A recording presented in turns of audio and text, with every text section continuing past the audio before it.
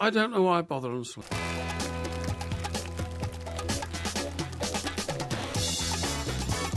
Good morning, I'm Mike Graham, he's Mike Parry. You're listening to the Two Mikes on Talk Sport. Huddersfield are the latest team to sign up to the Premier League cash bonanza after beating Reading on penalties yesterday for a £170 million payday. Problem is, they can't score, and their goal difference is actually -2. Can they realistically last more than one season? Or should Porky's idea of relegation only every 2 years be put into place? 08717 22 3344. Also coming up on the show tonight is Ask Porky, the one place to get invaluable advice on a variety of subjects. Tweet us at the Two Mikes, we'll find our Facebook page. And, of course, we'll be talking about Tiger Woods. We'll also be talking about the new manager at Barcelona and much, much more.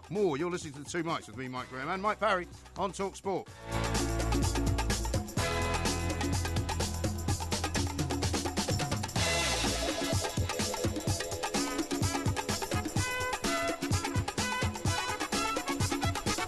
This is Talk Sport. We are the Two Mikes, and I'm delighted to say it's time to say a very, very good morning to Mr. Mike, a Porky, a Parry. Very good morning to you, Mr. Parry. And a very good morning to you, Mike. Now, I have to say, I always feel so sorry for families and business people who have businesses on the coast when you get a bank holiday, which is so miserably wet and dull. Was it miserably wet and dull? Oh, dreadful. I was down on the coast this morning, woke up. By the way, it was quite warm. Which night was it? Was it overnight Friday, Saturday, or Saturday, Sunday? No, Saturday, Sunday. Uh-huh.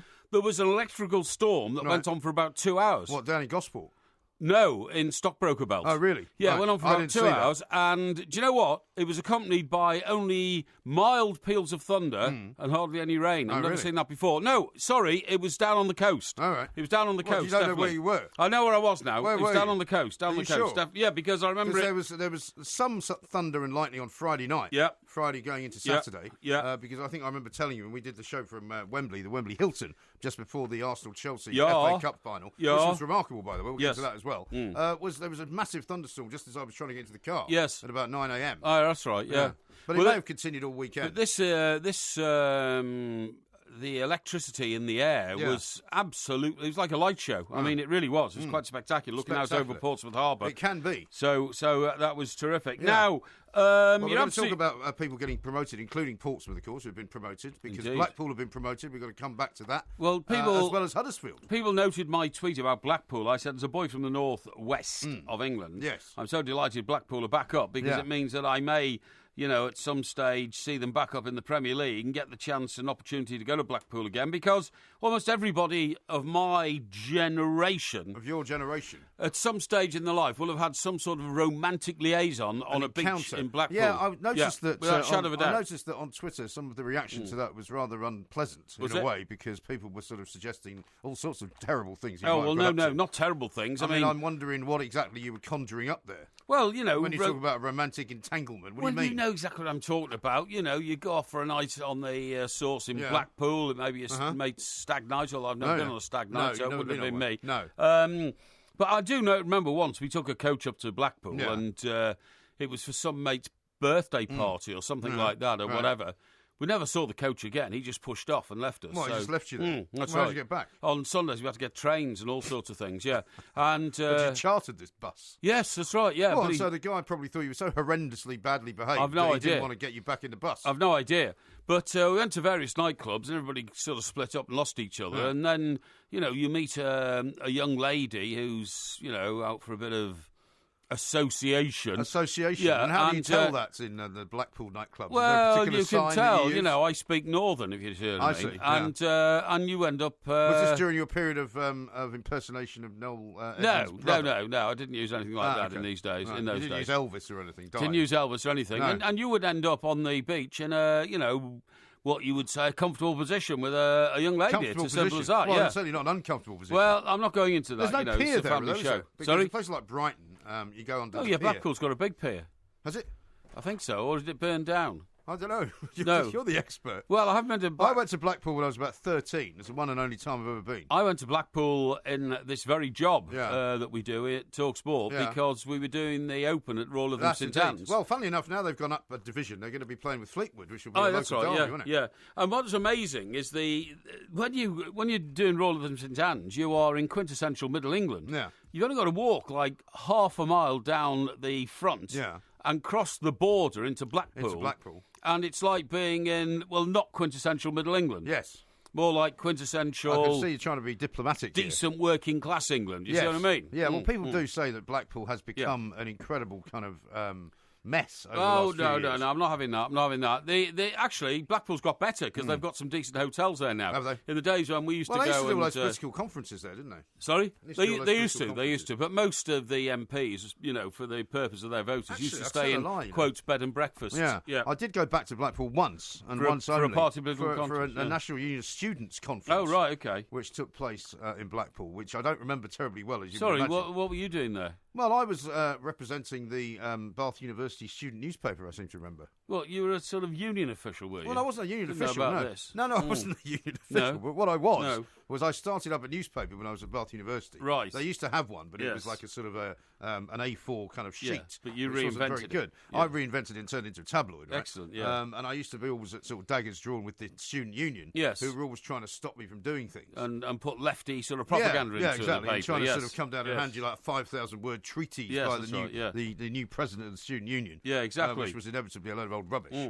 But it was a bit of an ill-fated trip, I have to say, because there was something that happened which could have scarred me for life, but fortunately didn't. Well, I don't really want to go into it here. Well, I think you should. I don't think I can. Well, let's say that I had to share a room with somebody. Oh, yeah. And that person who wanted to share the room with me, who in fact had asked specifically to share a room with me, and which I'd acceded to, thinking there was no reason not to. Yes. Then sort of, shall we say, approached me one night. Was this a person of the same gender as you? It was. Oh, dear. That was a bit of a shock then. It came as a bit of a shock to me, because I had no idea that he was even of that persuasion. Well, you've got to have a... He suddenly found himself in bed with me. You must have an open mind about things in life, so, Well, I do have an open mind about things in life, fortunately, but I had to tell him in no uncertain terms. It was a very different time, wasn't it? That was not my thing. Yeah, really. Very different time. Thanks very much anyway. Right, OK. Anyway. But anyway, as to getting to my my genius theory, now, I think that when these clubs come up, already you'll find Huddersfield as your theory that basically we should only have relegation every 2 years instead that's of every 1 year. Yeah, because what will happen is Huddersfield come up, and because of the paucity of their budget so far,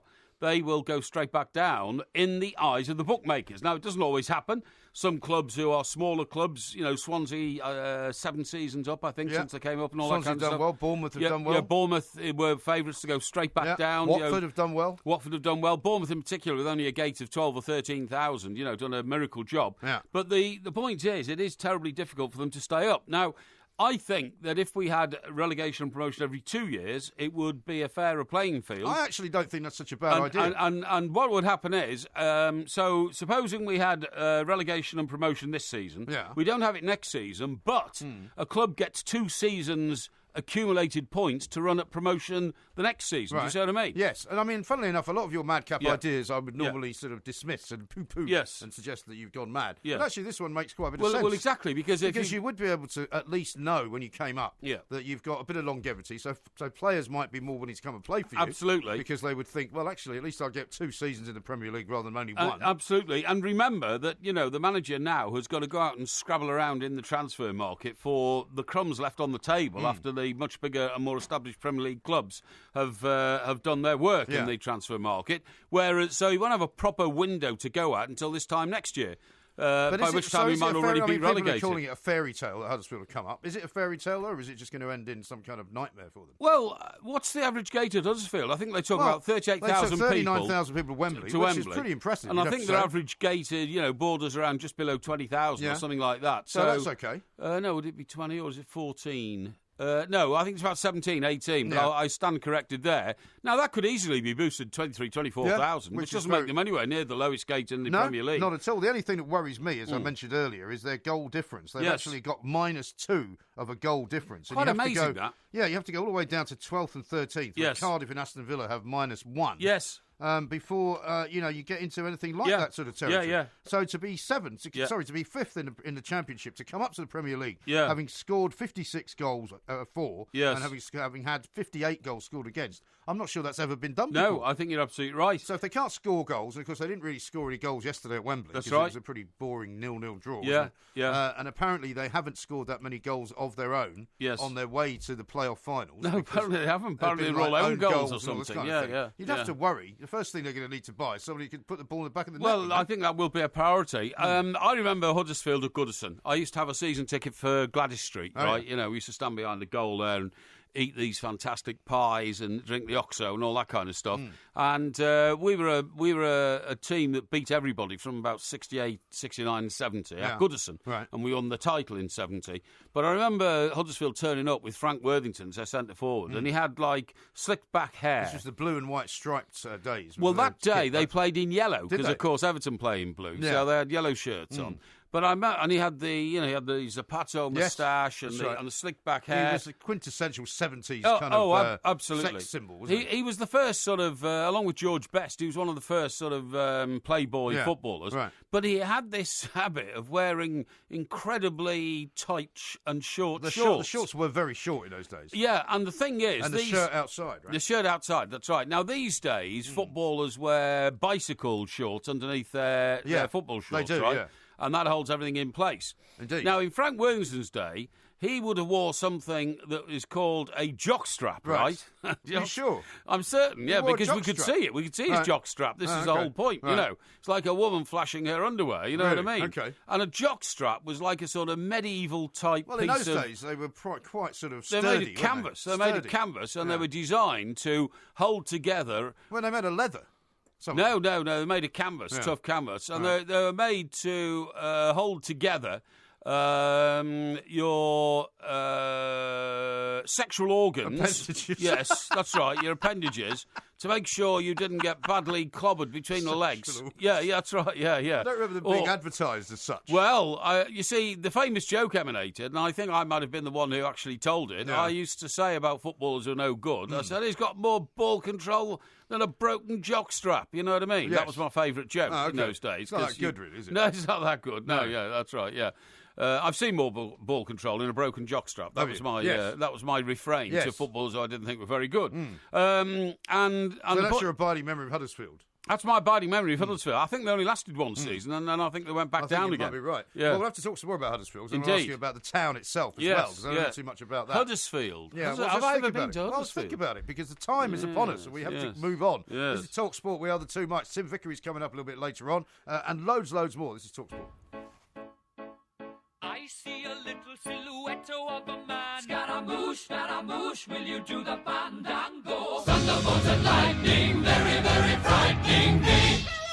Galileo, Galileo, Galileo Figaro. Magnifico! I'm just a poor boy, nobody loves me. He's just a poor boy from a poor family, sparing his life from this monstrosity. Easy come, easy go, will you let me go? Bismillah, no, we will not. This is Talk Sport. We are the two mics. Coming up a little bit later on, Ask Porky. We've got lots of really, really good questions, actually. But if you haven't had one answered yet live on air, now is the time to do it. You can tweet us at the two mics, or you can look for our Facebook page as well. A couple of tweets have come in. Yes. Here's one from Kirk, who says, did MG's incident in Blackpool involve the same bloke who nicked his shirts? Absolutely not. Terrible thing to say. Yes, thank you for asking. Here's one from Neil. He says, old Porkmeister's prediction has come true again. Is the jinx over? This was sure because you put out a tweet that you thought you fancied Blackpool. Yes, absolutely. When it then went to a sort of an even game for a while, and then they won it in 1-1. They won it in the end. Also, have you seen the tweet from Daniel? Daniel says, another one of Porky's predictions has come true again. I'm going to start pointing out all my true predictions, and then Daniel actually has a bit of video of a racetrack where what isn't been inserted into the circuit is the Hot Wheels loop that I've been talking about for months now. Oh, yeah. That's an old picture, though. I've seen that already. I don't care. The cars go over themselves in a loop and back onto the track. It's a 360-degree upwardly round loop, right? That's right. Now, the other, of course, prediction, which I've got absolutely right, and I'm going to start listing all my right predictions because I'm fed up of being called a jinx. Well, it's not me that calls you a jinx, it's everybody else, because you did tip Chelsea to win the FA Cup on Saturday. As did a lot of other people, I hasten to add. Including Henry Winter, who came and joined us. And including Frank McClintock, who didn't even think his own team were going to score a goal. That's right. However, you did get that one wrong, though. No, well, it just happened to go wrong. But I got right, didn't I, that Ronald Koeman would not be the Barcelona manager this summer. You certainly did get that right. Thank you. Then, I mean, you'd have to admit, would you not, that my ribbing of you over Ronald Koeman leaving was largely because Ronald Koeman keeps giving interviews to Spanish newspapers and magazines and keeps mentioning in his interviews that his dream job is to go and manage Barcelona. Yes. So, you know, it wouldn't have been a great big surprise if he had gone. Yes. It just so happens that perhaps they've decided at Barcelona that he's not ready yet. I can tell you that I could read all the signs because I'm smarter than the average bear. I knew there was absolutely no way he was going this summer. And if you'd have, listened to what I said, you would have believed me. Well, it wasn't a question of believing you because nobody really knew what was happening at Barcelona, including Barcelona. Yes. They've admitted they had quite a few people on the shortlist, so they decided to go for this guy, Ernesto Valverde. Yes. Because he's played for Barcelona in the past. Ernesto Valverde. He played under Johan Cruyff, right? Yes. Now, normally, what they like to do at Barcelona is to pick a manager who's played for the club because they want the guy to have some kind of historical tie. And it has Valverde. And Valverde, I've just told you, he played under Johan Cruyff. Johan Cruyff, when Cruyff was in charge, right? Right, okay. He's 53 years old, Right. Ernesto Valverde. Comes from Athletic Bilbao. Right, okay. In the Basque country. Yes. But good, apart from good. that, nobody really knows much about him. Right, okay. So, I mean, I may ask Tim Vickery if he knows much about him when he speaks to him. Indeed. But basically, it doesn't mean that... it means Coombs not going there this season. But he may well go in future. Yeah, well, that is all speculation, of course. What we were talking about was the immediacy. Everything is. And the immediacy is that he hasn't. Now, what's going on, talking of Everton, by the way, what's going on with Lukaku? Nothing is at the he moment. Staying? And what's happening with Barkley? Because we never seem to hear any more about the so-called, he was given a deadline. Wasn't he? That's because Everton, the way they run the club, they put a lid on these things until they get solved. So that's all you need to know. Is that now, right? we need to talk about the tragedy that is Tiger Woods. Yes, we do. Let me just read you a couple of quick tweets before that. One from LUFC who says, I look out my bedroom window and see Blackpool Tower lit up every night. Right. It's a great place to live. It certainly is, yeah. And James says, Huddersfield turning up to the Premier League is like Waynetta Slob arriving at the Playboy Mansion in a thong. Really? Which is a bit of a horrible image, isn't it? Well, not only is it a horrible image, it's a terrible thing to say. The club's got there by hard graft and by guile and by the ability of its manager and the backing of its owner, who's put millions of pounds of his own money into the club. So I'm afraid that I reject that slur on a decent football club with contempt. And don't forget, I will be asking you about Huddersfield as a town, because I want to know if you've ever been there and if you have been there, what you've done. I have. Really? I'm trying to remember You've where never it been is. to an Everton-Huddersfield game in the Cup or something like that? No. It's near Leeds, isn't it? It's near Leeds, I think, yeah. I went to university with a guy from Huddersfield. Right, Huddersfield. What do I know remember about meeting him first and thinking, my goodness me, that is possibly one of the most difficult to understand accents I've ever heard. It was very Yorkshire. Yeah, put dinner in oven. Yeah. I'll see and he talked like that, and it sounded strange because he was only like 18. Bob for pint or two, lad, after work. Yeah, he's a great guy. Yeah. Don't know him anymore. Yeah, he used to play a lot of rugby round there, by the way. I knew a lad who came rugby from league. around there. Yeah, rugby. No, rugby league. That's right. Yeah, that's the rugby league sort of country, isn't it? Yeah, sure. Now then, poor old. You say poor old Tiger Woods. Why do you say poor old Tiger Woods? Well, he's been nicked on an allegation or suspicion of what they call in America driving under the influence. DUI. DUI. Yeah, that's right. Yeah, he was arrested at 3 a.m. In suburban Jupiter.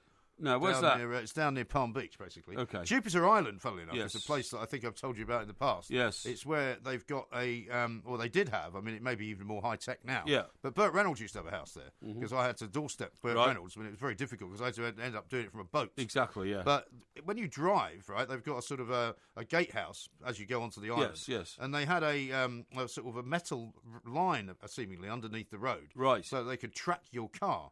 And as I drove round it very slowly, having been let through the gate by the gatekeepers, I stopped outside what I thought was Burt Reynolds' house for no more than a couple of minutes. And within a second, the police car was behind me, saying, "Excuse me, sir, you can't stop here." Yeah. And I said, "Well, I'm here to see Mr. Reynolds." And they went, "Well, unless you have an appointment, you can't stop here." And if you need to drive in through the gate, you can do that. Yeah. But if you can't get in through the gate, can't stop on the road. You can't stop on the road. And they were so hot on it because it was people like Dolly Parton had a house there. Exactly, I think Kenny Rogers had one. Yeah. So Jupiter Island, if he's got a house there, this was a private police force, presumably. Yeah. Yeah, it wasn't the state police or anything like that. No, it was the private cops. Yeah, it wasn't Dade County. No, it wasn't Dade County. No, that's right. But I think they knew that they could call Dade County cops any time they wanted. Yeah, sure, yeah. I think it's Palm Beach County, actually. Palm Beach County, probably, yeah. Yeah. Amazing. Now, this is, what's happening is we are witnessing a man falling apart in our very eyes. You've seen the picture, obviously. I have the seen image the picture, issued by the police. That looks like a man who's just finished fighting Ricky Hatton. Yeah. If you see what I mean. Yeah. And he looks like a man with many demons. He looks like a man with many demons, indeed. And it must now be the end of his ambitions to become a great golfer again, because what this illustrates, I think, is that it's not just a physical problem that's keeping Tiger Woods from going back onto a golf course and performing like a genius. Yeah. there is a huge psychological barrier he has to get over. How many times have we seen something like this before, where a player who was previously brilliant couldn't really, revisit those days and can't perform in the way that he used to be able to perform? That's right. And it becomes very frustrating. I mean, he tried to come back at the Masters, didn't he? He did, and it didn't really work. He's tried to come back at various other tournaments, and his game is basically gone. His back is basically gone. That's right. He's had loads and loads of operations. Yes. It says here that jail records show that Woods was booked into Palm Beach County Jail excuse me, at 7:18 a.m. and released at 10:50 a.m. on his own recognisance, which means he has given a written undertaking to cooperate with future legal proceedings. Yes. So that means they arrested him at 3 a.m. They held him in the police custody suite, whatever you want to call it, for like 4 hours before locking him up. Right. Because in a lot of places in America, if they get you for drunk driving, you automatically have to spend 24 hours in prison.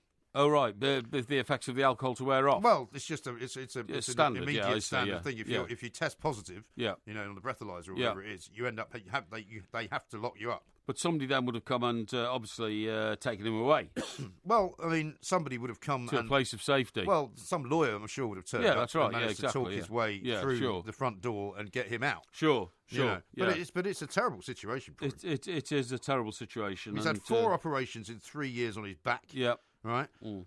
He's not played competitive golf since pulling out of the Dubai Desert Classic in February after one round because of back pain. Yes. Just horrendous, really. It is horrendous, and it's terribly sad as well, really, because you like your heroes to sort of disappear from the public eye gracefully. Somebody like Sir Jackie Stewart, somebody like Jack Nicklaus. Jack Nicklaus, I mean, absolutely. In the golfing world, or even Gary Player, who's still playing now. The man who walks around with a slice of bacon in his pocket. And apparently is quite bizarre in the way that he behaves around people. Oh, yeah, he is, I'm told, I think I was reading something from somebody's diary at the Open. That's right. Or the Masters, rather. Yes. Where he said he went to do an interview with Gary Player, and just after shaking hands, he immediately dropped to the floor and started doing a lot of press-ups. That's right, about 90, I think, a day. I do 90 a day, because he wants to show how sort of healthy he is. Yeah, that's right, yeah. It's a bit odd, isn't it? Well, it is a bit odd. I mean, because I told you, last time I saw him, like I don't see him all the time, but I was in South Africa and he joined us somewhere and it said, still wearing the same trousers I wore 40 years ago. He's trying to buy a new pair. Yeah, exactly, absolutely. But he's trying to make out that his waist hasn't exceeded. Yeah, I'm sure that's true. Hasn't increased by half an inch even over the years. I've got this from James who says, "You're what? No, my waist is shrinking. Is it? Have you got some kind of shrinking disease? Well, I had 2 new suits made. Oh, yeah. And they now look a bit too big on me. I'm a bit worried, can't you take them back to the tailor? Well, not really, because I've had them made already. But what I did find because if the tailor's made them, he can also adjust them. I went out last Friday and I found a 3-year-old blazer in my wardrobe. Did you? Which I hadn't really tried to wear for the last couple of years because I thought I might have outgrown it. Yeah. In fact, it fitted perfectly. Really? I looked incredibly smart. Incredibly smart? Yeah, that's I don't right, believe that for a minute. No, I did. You've never looked incredibly smart. Yeah, with black slacks and the blazer. I remember, so as not to appear to be flash, I'd had the gold buttons taken off the sleeve and replaced by ordinary black buttons, Yeah. Why would you think that would make you look less flash? Did you have the brass buttons on the front? No. For some unknown reason, the brass buttons were only on the sleeve. Really? And I thought, well, that does look a bit flash. That does look a bit odd. So I had them taken off and just ordinary black buttons put on, and I looked incredibly smart. So you think you're losing weight, do you? What's the secret? I think I am, yeah. I don't know. I'm not sure. But I have started walking a lot more in the last month, so to speak, because, I've had a bit more time. All right. But maybe that's something to do with it. Well, we could well be. We shall explore that more. We still don't know whether you've ever been to Huddersfield. We'll come back to that. Yep. We got more of your tweets as well. One from James here who says, Blackpool has North Central and North Piers. Of course. So that's 2 piers. Yeah, exactly. You said no piers. Well, I'd asked you. Well, you're the one that's the expert on Blackpool. This is TalkSport. Blackpool.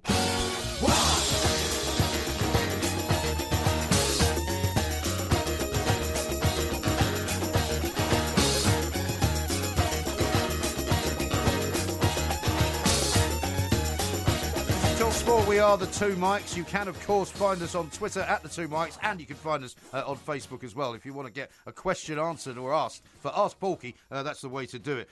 Interesting from Steve the cabbie. He says, with all the money he has, he's talking about Tiger Woods, you'd think he could have a full-time driver. I would. I can't stand driving. I do it every day. Well, that is a weird thing, isn't it? Of course it is, sometimes when you get these stories where somebody's appeared to have sort of just gone over the edge somehow, it turns out that there's a whole series of circumstances, and maybe it was 3 o'clock in the morning, maybe he's driver had gone home. You never No, know. it's just arrogance. I mean, for instance, I was in LA when Hugh Grant got done for being found in the car with a lady of the night. Yes. Now, he was driving his own car. Right. And not only was he driving his own car, he was cruising around looking for female company, off the streets at that time of night. Yeah, right. Which is a very stupid thing to do. Well, it is a very stupid number of thing reasons. to do, but I suppose it would be more difficult then in that situation to get somebody to drive you to do something like that. But it wouldn't. If you had Wouldn't it? I mean, if you had an assistant, said just keep driving, I'll tell you when to stop. Yeah. And then when you'd acquired, what you're looking for, Divine Brown was her name, wasn't it? Divine Brown. That's right. Yeah, a woman of the night. You'd then go off to some sleazy hotel or back to your place or something like that. The whole point of that whole escapade with Hugh Grant. Yeah, it was a car rendezvous. Go to a street scenario if he wanted to do something like that. Yeah. Surely there were a million other ways he could have done it. Yeah, sure. Now Mark has added a pier to the Blackpool Pier scenario. Yes. I just had some guy telling us that I think it was James telling us there's 2 piers. Yes. He's saying there's 3. North, Central, and South. Well, there you go. Even more. How come you don't know how many piers there are at Blackpool? Well, I You've haven't spent so much time there. No. Blackpool, Romantically the Golden Mile. entangled. The Golden Mile is a long walk, and you can't always take in how many piers there are stretching out into the sea. Now, here's a story to worry you. Roy Hodgson wants a chance to succeed Sam Allardyce at Crystal Palace. Oh, yeah. Hodgson has been out of work since quitting England after their 2-1 defeat against Iceland at Euro 2016. The 69-year-old 69, my interviewed goodness by me. Leicester when Claudio Ranieri was sacked in February. Yeah, see, that was an interesting fact that I got tonight. I didn't know that. Yeah. Did you know that you'd been interviewed by Leicester? I did. I'd picked that up from somewhere, yeah. Wants one last job in the game as he believes his reputation was damaged last summer. Mr. Allardyce quit last week, but Chairman Steve Parrish is taking time to consider his options before naming a new manager. So, very interesting. Well, I mean, I don't think there'll be very many Palace fans who would like to see Roy Hodgson walking through the doors. And to me, although, we can't say we know Steve Parrish terribly well. We met him at Crystal Palace. We interviewed him. Yeah. He doesn't strike me as the kind of guy that would hire Roy Hodgson. But, I mean, I could be wrong about that. Yeah, but, I mean, I didn't think the FA would hire Roy Hodgson, but, they did. But you can understand the FA do. Yeah, because I suppose he so, is one of these kind of elder statesmen of football. Now, this has been tweeted to me by William. We'll come back to that. Yes. Because there's some quotes from Tiger Woods, who's claiming, alcohol was not involved in the arrest. Right. He's saying, I understand the severity of what I did, and I take full responsibility for my actions. But he's basically blaming an unexpected reaction to prescribed medication. Okay. He says police have released a mugshot of Woods looking unshaved and unkempt, but he says, I want the public to know that alcohol was not involved. What happened was an unexpected reaction to prescribed medication. I didn't realise the mix of medications had affected me so strongly. So, okay, will the police then stipulate exactly what substances they found in his blood to make him unfit to drive? Because has he been charged with driving under the influence? I believe he has. Right. Okay. Well, in that case, he is under the influence of something. Yeah. And we need to know what it is. Yes. Well, we should try and endeavour to find that out as the show goes on. Yes. Because this is obviously very important. It may well be that he's not been charged with driving under the influence of alcohol. Yeah. But he's been charged with driving under the influence of something else. Yeah, I see what you mean. Yeah, That's could entirely well be. possible. Could be. But he has been arrested and he has been released. Yes. However, he was arrested for suspicion of DUI, says the police report. Yeah. Around 3 a.m. and transported to the Palm Beach County Jail. Right. So, Not good to be in a Palm Beach County Jail. No, exactly right. So there's nothing more from the cops, but we'll see what we can get from them. We certainly will. Because that's rather interesting. It is very interesting. Now, going back to Roy Hodgson, I mean, why do you think he still wants to work at this time of his life? Well, it says here, now Neil Ashton's written this. Now, Neil Ashton does a show here on Talk Sport. He's a good friend of the station, obviously. Yeah. And he is very well connected inside football. And he says Roy Hodgson wants one last job in the game as he believes his reputation was damaged last summer.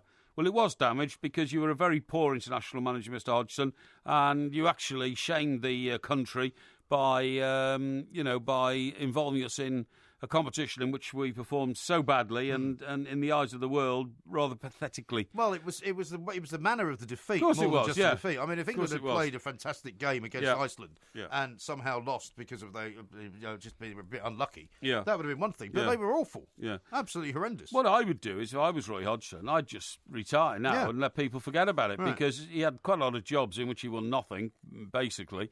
And to be fair to the England him, job was just the last one of them. He's not going to win anything with Crystal Palace. No, of either, and I'm not being unkind to Crystal Palace, but I mean, Crystal Palace are not going to get themselves up into the top 6, are they? No. No matter how much money they have. No, absolutely. I think it's just so that he gets access to microphones again, so he can spout all the drivel that I thought he used to spout about, social, graces and all that kind of stuff, and telling people he reads philosophers' books and all that. He has a very high opinion of himself. And I remember, talking to the England lads once, I'm talking about from our profession, and he came to start repeating this stock expression, I'm a football man. Yeah. When he was asked a question by a journalist about something that had gone wrong or something, I'm a football man. Yeah. I.e., listen, Sonny, I'm a football man. I know what I'm talking about, and you don't. Yeah, exactly. Well, there is that. And I think a lot of people also, I think he may have done himself a bit of damage by having that final press conference when he walked out in high dudgeon. I don't know what I'm doing here. After telling everyone, I don't know what I'm doing here. I.e., I don't feel the need to justify myself. I don't feel as though you people have any right to question my decisions. I don't have any right to question what I did. I've taken 14 million quid, which was a cumulative what he took from the FA. What makes you, and that comes obviously at source from football fans. What makes you think that you have the right to expect me to answer questions about the worst failure of England in a competition in living memory? Exactly. It was a terrible way to depart. I know, very strange. I totally agree. But I mean, I'm surprised in a way though, because we kept hearing last week that Crystal Palace were going to make an imminent announcement. Even though they were taken slightly by surprise when Sam Allardyce walked out. And I was assuming it would be Gary Monk, to be honest, but it hasn't happened yet. I think it still might be him. I still think it might be Gary Monk, but as you say, it looks like our friend or colleague, Mr. Steve Parish is biding his time, i.e. making sure he gets it right, which of course is a good way to go about things. It is, absolutely right. Now, coming up, we're going to talk to Tim Vickery, who's going to be telling us a great many things about what he knows from his part of the world. I want to hear that. Ask him about this relegation thing. So if you had your plan, right, and you wanted to relegate, how many teams would you relegate? Still 3? Every 2 years? Every 2 years, You to flesh it out a little bit. I would. I mean, look, the compromise plan is that you have a 1-up, 1-down in the second season. You see what I mean? So the champions of the championship come up, and the team at the bottom comes down. But the other two get another season. Oh, so what, you would have one, maybe? Is what you're saying? If there was a compromise. If people said, well, you've got to have some incentive to move leagues. I don't think you should. I think if you come top of a table, you can't expect them to go up. But I suppose that would be awkward, wouldn't it? Because if you had the two teams that won the championship in those 2 years, would they both come up? That would be difficult, wouldn't it? No, they would revert to the 3 and 3 after the second season. Right. That's all I'm saying. But I'm saying, so if you won in the league, so what you're saying is on, say for example, the year that nobody's coming down, nobody's going up. That's right. If you win the league, you don't get anything. You don't get anything. I see that. I think that is a bit tricky. So it would be 1-up, 1-down. I think the team that finishes rock bottom goes down, and the team that finishes at the top of the championship goes up. But the other two, get another season. But then that's also really unfair on the team that comes second in the championship, because no, normally not really, they would be automatically promoted. No, because what happens is their accumulation of points then makes them top of the championship in terms of points gained, right? Because the team that comes down doesn't have any. Right. See what I mean? Yeah. So they go into the second season with already 84 points. Oh, I see what you mean. You see what I mean? And then the team that the 3 teams that go up at the end of the second season are the 3 that have the accumulated points total from 2 seasons. Right, okay. That's very complicated. Now I'm not sure it's not complicated. It's not complicated. If the team that came second had 84 points in season 1, and then stormed away with the title with 86 points in season 2. But then the team that's come straight down is never going to be able to come back up again. No, because exactly. They would just be destined forever to be down the bottom of the 2-season points tally. No, not necessarily. They'd come down. They'd only have 1 season's point tally, but that would stop the yo-yo effect of teams coming down and going back up again. I think it's a brilliant system, there actually. are portions of it that might work, but I think you'd have to have it seriously evaluated. No, I don't think so. Sensible. I don't think think so. It's very sensible. Anyway, we'll ask Tim Vickery about it, because he's coming up next with Tim from Brazil. Rio de Janeiro, pode chegar que o povo é maneiro. Rio de Janeiro, pode chegar que o povo é maneiro. Meu rio é samba pra lá, é ginga pra cá. Meu rio é maré pré mar, mistura de petição, tesão e amor, paixão e fé no Redentor. Cidade, mulher, pele tão nua. This is Talk Sport. We are the two mics, and that rather beautiful piece of music tells me that Mr. Tim Vickery is waiting patiently in Brazil. Mr. Vickery, a very good morning to you. Good morning to you, gentlemen. Can I bring you some news hot off the presses? Please, yes, please. You like a little bit of yes, please. What's happening right now? We're inside the last 5 minutes of the final game in the third round of the Brazilian Championship. Chapecoense, the team recovering from that dreadful air tragedy, are 2-0 up. If the score stays the same over the next 4 minutes, at the end of 3 rounds, they will top the Brazilian League, which is, after losing your entire first-team squad and the coaching staff, I know it's only 3 rounds of 38, but it's still a fantastic achievement. And that is a real sort of, they talk about fairy stories of teams like Huddersfield. I mean, for Chapecoense, that's an incredible kind of result so quickly, really, as well. Yeah, and 1 goal from a fellow who was briefly at West Ham called Wellington Paulista, who had a strange year at West Ham, kind of not really playing. Yeah. But he's a centre forward, and he scored the first goal, took it very, very nicely. So any Irons who are listening tonight can say that they played a little part in this fairy story. That's brilliant, absolutely brilliant. Now then, getting to things which are not fairy stories, Tim. Ederson to Manchester City. Is this going to be the solution for City's goalkeeping problems? And what interpretation can we put on the fact that, old Pep will under no circumstances apparently take back Joe Hart? Indeed, this makes it a big call, this one, to buy Ederson, because this will be the world's most expensive goalkeeper.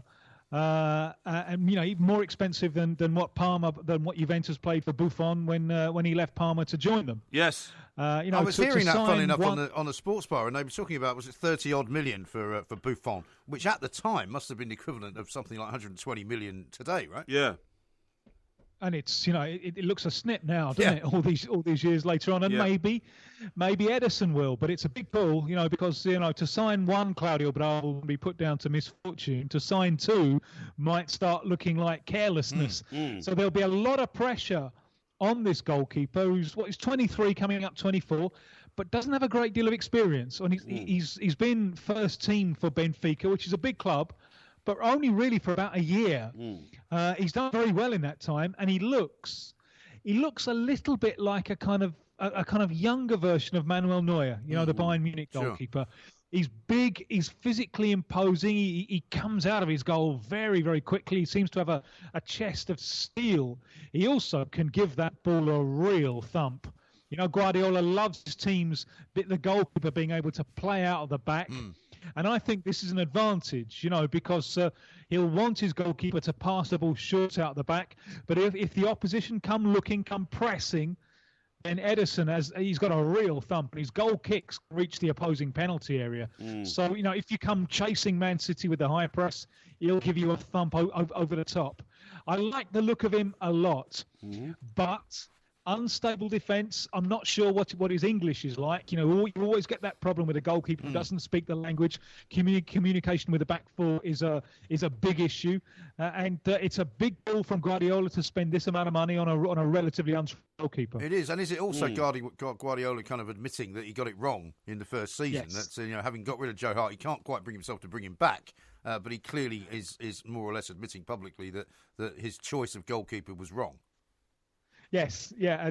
And, if all of us only had, more than £30 million to spend getting our mistakes right. Yes, indeed, that would be absolutely fine. Now, before we go on to some of the other news in your part of the world, we were talking earlier about Porky's idea of maybe, in order for teams like Huddersfield to survive longer in the Premier League, having a sort of a slightly different relegation and promotion situation. And we were reminded that we spoke to you about this some months ago, or maybe last year, where there's a couple of leagues in South America where they do this. Yeah, especially Argentina, right. Where the relegation is worked out on a points average over 3 seasons, over 3 years. Now, they started doing this, firstly, when they went for a very short season. They fitted in 2 seasons in 1 year. Yeah.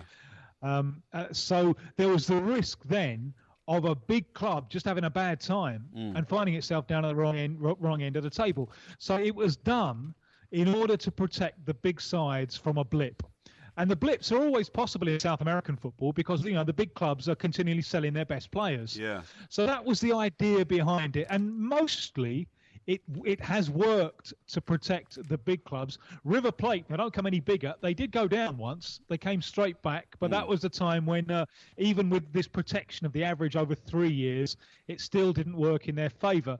You can get very, very strange situations when clubs are fighting at both ends of the table. Now, they might be fighting for the championship, but because they did badly in the last couple of years, they're also fighting against relegation. So that has happened, and it does make things complex.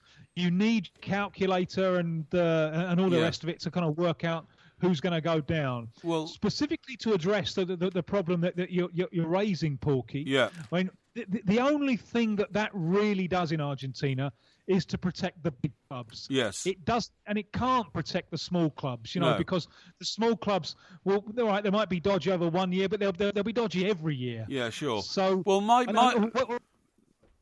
Sorry, Tim. Go on, Porky. Yeah, no, my plan is much simpler. What I'm saying is, when a team goes up, it gets 2 years to consolidate in the Premier League. Because after 1 year, if they can't get their act together, and it's such a small club as Huddersfield, and they haven't had a proper transfer window in which they can negotiate the purchase of players, they're going to come straight back down. You get the yo-yo effect. So I'm suggesting that you only have promotion relegation every 2 seasons, with the possible exception of allowing the team that finishes at the top of the Championship to go straight up, and the team that finishes bottom of the Premier League to come straight down, but just one each way in the in-between season.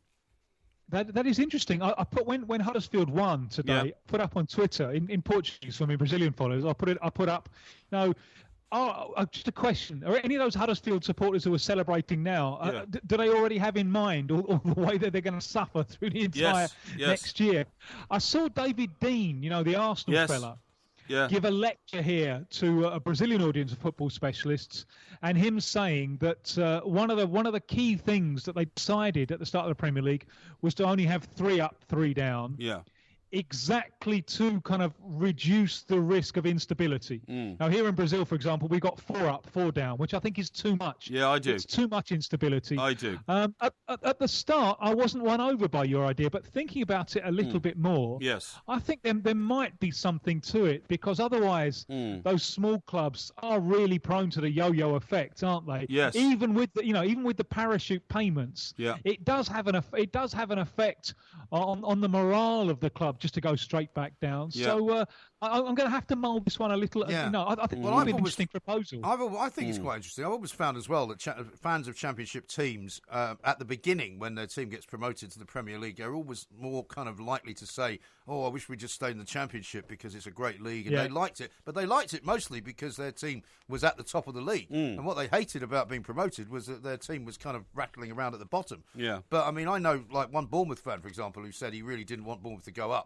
But now that Bournemouth came 9th this season and actually have been doing quite well under Eddie Howe, he's loving the Premier League now because suddenly his team is playing, much bigger clubs and they're surviving, doing more than surviving. So I think anyone who says, "Oh, we wish they'd stayed in the Championship," isn't really quite being honest.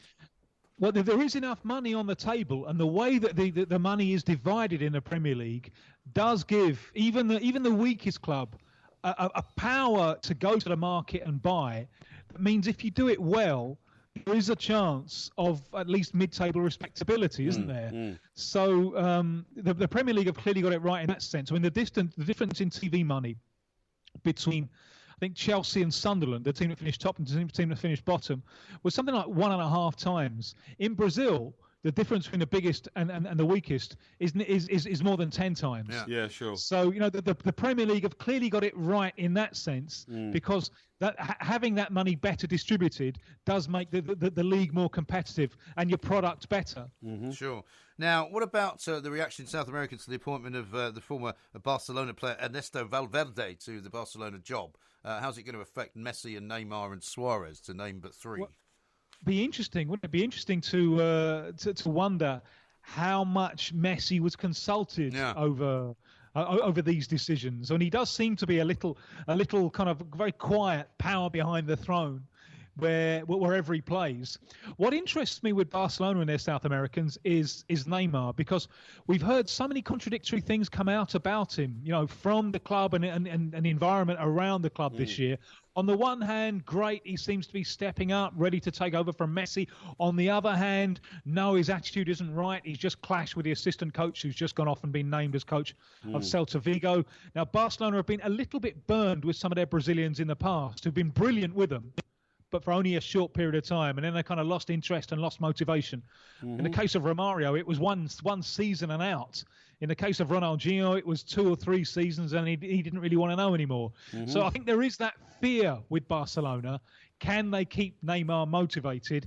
Can they keep him online? Will his off-the-field activity detract from his performances on the playing field? And that, I think, will be a key thing for this, a key challenge for this new coach, Valverde, who obviously knows the club. He played there.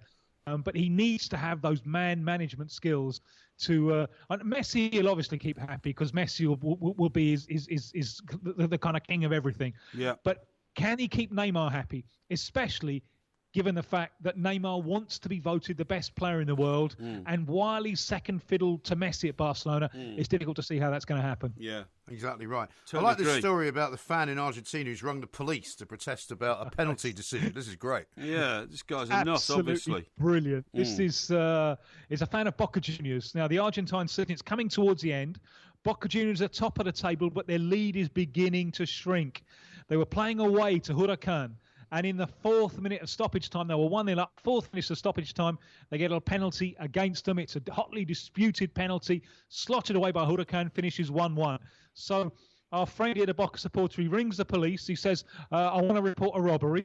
So, the hotline, they know, where is it? And he gives the address of the Huracan Stadium. Yeah. Parque Palacios on such and such a road. How many were there? 50,000? What? What was stolen? 2 points.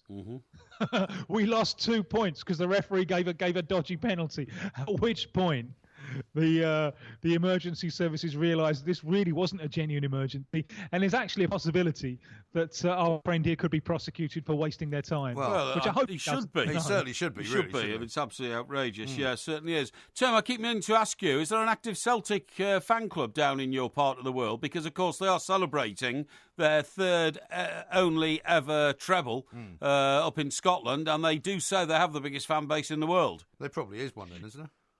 Yeah, well, I think it's much, much bigger in North America, in the States. Yes. Because of the Irish diaspora. Yeah, absolutely. Yeah, sure. But you do get an Irish diaspora in South America as well. And wherever you go, you can always seem to find an Irish pub somewhere or other. Of course you can, yeah. But those colours, and over here, they're more associated with Sporting Lisbon than they are with Celtic, Yes, because of of Green, the colonial links. Yes, no, absolutely And of right, course, they're also celebrating the Lisbon Lions, aren't they? Yeah, of course they are. 50 years of the Lisbon Lions and all that, yeah. Just one, time for a very quick one, Tim, on the Under-20 World Cup. Yeah, Argentina have gone home. They lost to England, so it's all over for them. Ecuador have gone home. 2 South American sides left. One of them, Venezuela, play in a few hours' time. The first game in a knockout round against Japan. Interest for Man City fans. Venezuela's midfield powerhouse called Yangel Herrera. Yangel, what a terrific name. Yeah. Man City have bought him. They've currently parked him with New York City, but he looks a kind of Roy Keane powerhouse. He really is one to watch. If it's on English TV, I think it's 5 o'clock your time in the morning. Venezuela against Japan. We'll check it out. Tim, thank you very much indeed. Tim Vickery there reporting in from Brazil. This is TalkSport.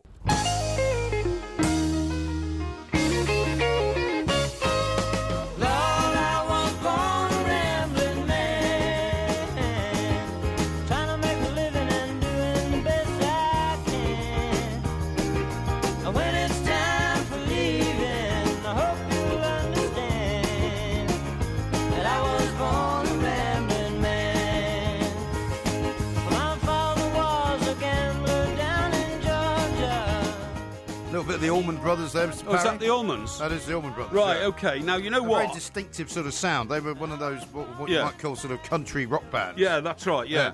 Now, we're playing that because Greg Allman has died, He passed away, he did, yes. Sadly, and he was a legendary sort of rock figure. He was also married to Cher. He was at one time, yeah. Now, a few months ago, I was telling you about this rock star that Cher was married to, and I thought it was somebody from Emerson, Lake and Palmer, but it wasn't. It was Greg Allman. It was Greg who Allman. had long it was blonde Greg hair. Lake, who's got the same name. That's same right, first name. yeah. And he went face down in the soup on more than one occasion when he was dining with Cher, and I think she realised that perhaps that their lifestyles didn't coincide. But it's such a shame. I always mix the Allman Brothers was the name of the band, wasn't it? The Allman Brothers, yes. Yeah, I always mix them up with... Because there was Dwayne Allman, I think, as well as Greg Allman. Yeah, I always mix them up with the Doobie Brothers, who sang a lot of great songs, didn't they? They did, the Doobie Brothers, you know what I mean?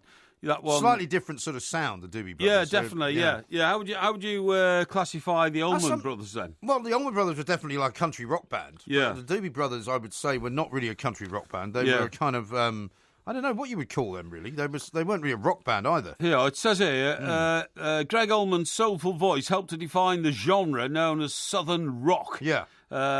He was married to Cher in 1975. He led a strange lifestyle. On one occasion, he blasted a hole in his foot with a pistol to avoid being drafted into the US military. Right. Which is quite a extreme thing to do, isn't it? Really, it is. It's. But they were. He was most famous for his hair, wasn't he? Yes. He had a very long blonde hair. Yes, that's right. Yeah, which was quite unusual looking. Yes, that's right. Yeah, he says.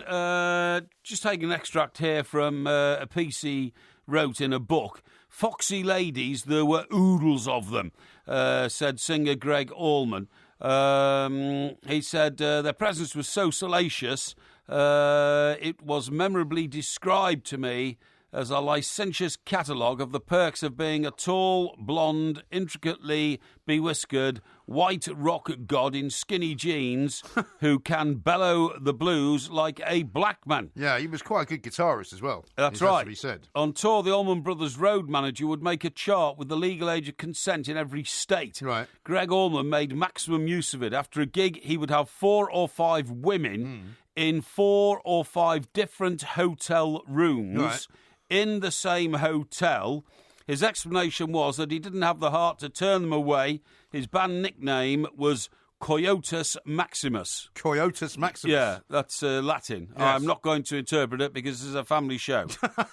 Well, I can imagine it could be interpreted in several ways. Yes, absolutely. But, this is what these guys lived like. You would expect to hear that, wouldn't you? Well, yeah, but Especially this is the 70s. No, but that is a great new trick I've never heard of before. What's to that? pick up 5 women after the show, and then to allocate them a room each. Yeah. And probably tell them, just got a bit of band business to do, be with you in an hour or something like that. Right. Help yourself to a drink or something. Yeah. And then just take his choice of in which order he visited which room. That's quite tiring, though, isn't it? Well, tiring and a little disrespectful to them in concern. Indeed. Ask them just to wait there and all that kind of stuff, Right. But however, if we go on... But as you say, if you are a rock god, which Yes. is what he was, Yes. then that's what people expect you to behave like that. Well, I suppose they did, yeah, and they were quite happy to participate in that sort of behaviour. So it says, Allman, whose days began slowly, struggled for decades with cocaine, heroin and alcohol addictions. Right. So, You'd also kind of expect some of that as well, wouldn't you? Yeah, he had the big 3. When the band chartered a Boeing 720, he was touched to find that someone had spelt welcome Allman Brothers in cocaine on the bar as a welcoming present. Where was this? This is on board the Boeing 720. Right. So they hire this Boeing 720, they get on it for the first time, and he finds written in cocaine powder, welcome Allman Brothers, on the bar. The message was also almost certainly the work of John Scooter Herring, who was their road manager, who served as Greg's personal valet and drug dealer.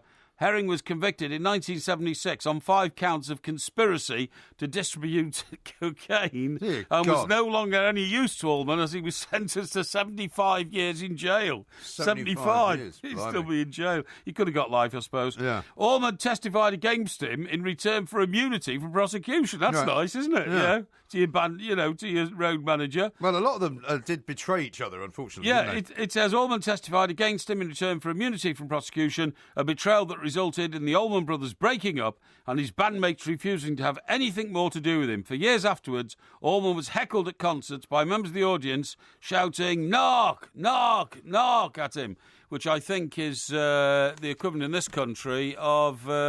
what do you call it? Well, it's short for a drug agent, isn't it? It's narcotics. It's a narcotics squad. Yeah, but it also means that you sold your buddy down the river. You know what? Well, no, I think if he's saying narc, he's talking about the narcotics squad. What do they call it in this country? Grass.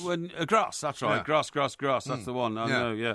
Unbelievable. But anyway, how about this from his last, or one of his last songs, "My Cross to Bear"? He says, "When all's said and done, I'll go to my grave, and my brother will greet me, saying, 'Nice work, little brother. You did all right.' I must have said this a million times, and if I died today, I've had me a blast. Yeah. I wouldn't trade my life for nobody's, but I don't know if I'd do it again." That's right. If somebody offered me a second round, I think I'd have to pass on it. Yeah. Well, absolutely. Yeah. He did well to reach 69 years of age, I think. I think he did, considering what his lifestyle was like. Oh, I totally agree. The singer Cher, to whom he was married for 3 years, called him Gooey Gooey. Don't know why. He called her Chooch. He said she was hot to trot, and we made some serious love. Right. He said of their tempestuous soap opera-style marriage, he later blamed her celebrity lifestyle for their breakup, although she might equally have cited his drug abuse and mass womanising. Yes, indeed. Yeah. Mass womanising, there's one we haven't heard on this show for a while. That's right, yeah. How about this from Patrick, going back to the Roy Hodgson scenario? He says, after a turbulent season, Palace wants a manager who can steady the ship and push forward. Yes. Hodgson did that with Fulham and West Brom. Yes. Well, I'm not sure that it's particularly turbulent, is it, for Crystal Palace? I mean, they had a great survival run towards the end of Alan Pardew sort of started well, yeah. and then it fell away, and then he went and they brought in Sam Allardyce, who did brilliantly and kept them going down. Yeah, and kept them up. And you would think with their second season in the Premier League next season, they will build on that. I would have thought so. And make it better. And I don't know that they'll decide that Roy Hodgson is the answer for that. No, I'm not sure. I'm sure they will. Listen, talking about historical things like Greg Allman, who sadly died. Yeah. Just surfing the channels today, right? I came across the last 20 minutes of Butch Cassidy and the Sundance Kid. Oh yes, right. The last 20 minutes. Film. Great film, I agree. But I must have missed something in the original because it's only 20 minutes to go and they've decided to go straight and they're now hired as guards for a shipment of gold. This was their attempt to go straight. Yeah, attempt to go straight. Down in Bolivia. In Bolivia, yeah. And they're now hired as guards to protect some gold. However, protect the payroll for the gold, the payroll, that's right. They then get ambushed, right? And a guy carrying the money gets killed and they are then left to try and go and trace the money, which has been nicked by a group of local bandits, that's right? Yeah. And they find these guys counting the money out. Yeah. So Sundance pulls his gun immediately, Robert Redford. Yeah. Butch is standing there, so there's two of them and there's 5 banderos, counting the money out. That's right. And Sundance says to Butch, "Can you take the two on the right?" Yeah. And Butch then says, and this is only 20 minutes to go in the film, he says, "Sundance, I ain't never told you this before." He said, "But I ain't actually ever shot anybody." Right. And Sundance says, "What a time to tell me," sort of thing. You know. Right. Well, I can't imagine how we got through the film without Butch shooting anybody. Well, very few shots fired in the film at all. Really? Particularly at the beginning. Because at the beginning, when they're robbing all the trains, that's right. They're not shooting. They don't fire. They're blowing shots. things up and all that kind of stuff. And then loads of the film is about them being chased by the guy with the white hat. Yeah, that's right. The tracker. Sure. As they go through the mountains, and then they jump off the rock and into the water and all of that. Water, and there's stuff with the woman Catherine somebody or other. Yeah. So there's not really any gunfights. Catherine Deneuve, was it? No, it wasn't Catherine Deneuve. Catherine Ross. Catherine Ross. Catherine Ross. Yeah, that's right. Yeah. But so there weren't really any gunfight scenes in it until towards the end. So anyway, they are either going to have to shoot these guys or they're going to get shot. Right. So the banderos reach for their guns. Pistoleros. Yeah, the pistoleros. And they don't look too smart, the banderos. They look as though they might, all the teeth have fallen out. And bit of a stereotype, isn't it? Yeah, a lot of whiskey and all that kind of stuff. And so old Sundance takes out 4 of them, before they've even got their guns aimed. And I think Butch kills the 5th one. On the outside. On the outside. Yeah. Then they get the money back, but then unfortunately they run into a bit more trouble because they run into an army patrol. Well, no, they end up being sort of spotted by somebody. Yeah, they go to a cafe in this Bolivian town. Yeah, they're now wanted in Bolivia. Yes, that's right, because they've been robbing people and things. And just a young boy of about 14 spots them, runs off to the police station. Capitano, Capitano, Americano. Yeah, that's Americano, Capitano. So the local cop shop. Are you just telling me the way the film finishes? Well, I think everybody knows. No. Everybody's seen it. No. I mean, you're the only one that seems surprised by it. No. The local Capitano, right, takes all of his 12 men out there and they kill about 10 of them, or at least Sundance does. Whereas Butch goes out to get the bullets for some unknown reason, thinking he'll need more bullets. But then the Bolivian army arrive. And the entire army show up. There's hundreds of them. Literally hundreds. But it's one of the them. best endings to a film when they run out. Yeah, of course it is. And you just hear the, right, fire, and then just all But you don't hear any bullets, it's just a freeze frame then. It's a freeze frame. Then you have to imagine what happened. No, you hear the shots fired. No, you don't, honestly. Yeah, you do. No, you don't. You do. They go fire, and you hear the guns going off. I promise you. I know this film inside out. I saw the last frame. It just freezes, and that's it. Yeah, it freezes, but you hear the guns being fired. Yeah, well, there won't be much of them left, actually, after, 120 and it was also soldiers. when they realised that, what an idiotic thing that we've just done. We've killed off the two guys that have made one of the most successful films of all time. Yes. So they couldn't do a sequel. They couldn't do a sequel. No, of course not. Yeah, that's right. Of course they were dead. Yeah, absolutely. Could have done a prequel, I suppose. Well, they did, and that was horrible. Yeah, it was awful. Yeah, I agree, yeah. But, I mean, the movie franchises that we now know, like Pirates of the Caribbean. That's right. Number 6, or, Fast and Furious 8. That's right, yeah. They could have done loads of them. Yeah, they could have done. You're absolutely right. Yeah. They killed them off. Yeah. This Quite is right. Sport. Quite right.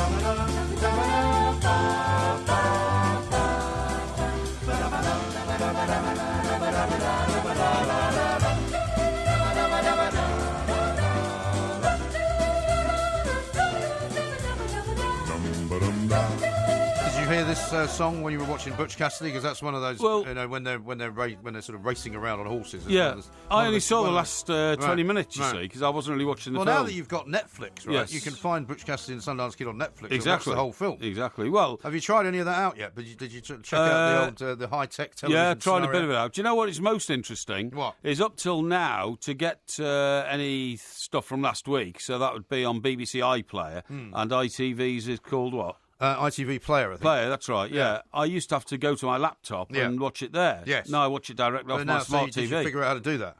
Well, it didn't matter, because as soon as I switch it on, it says, here's iPlayer and here's Well, what I'm ITV. saying, did you try it? No, I haven't tried it yet, but it's there. Because, I mean, I think you might have to sign up for ITV Player, I think. Yeah, I think I already have, actually, Not that you have to pay for it, but you might have to put your email address in. Yeah, that's right, yeah, I think so. And one of the things that is a bit tricky on TV, smart TV, is when you're typing something, it's very slow.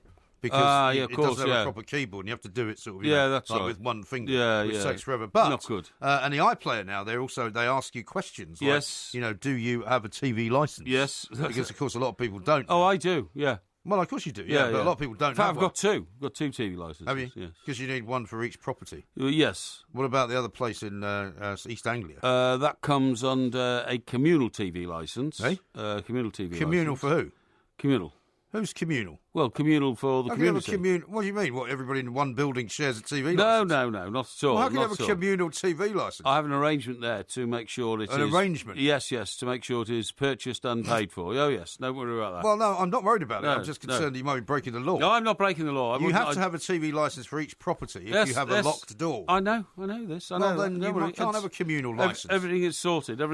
Now I've got a couple of tweets here for you. Go on. This one from Zara. The two-season system is the most ridiculous suggestion I've ever heard. No, it's not. It would have to be a rolling system. No. And then you would end up with half the league on one season's points and the other on two before it was flipping around every season. No. That ends the level playing field needed for football, as well as meaning the entire league would only have one chance every 2 years. I think and not. then she says a far better solution: relegate 5 each year from the Premier League. The top 3 go up.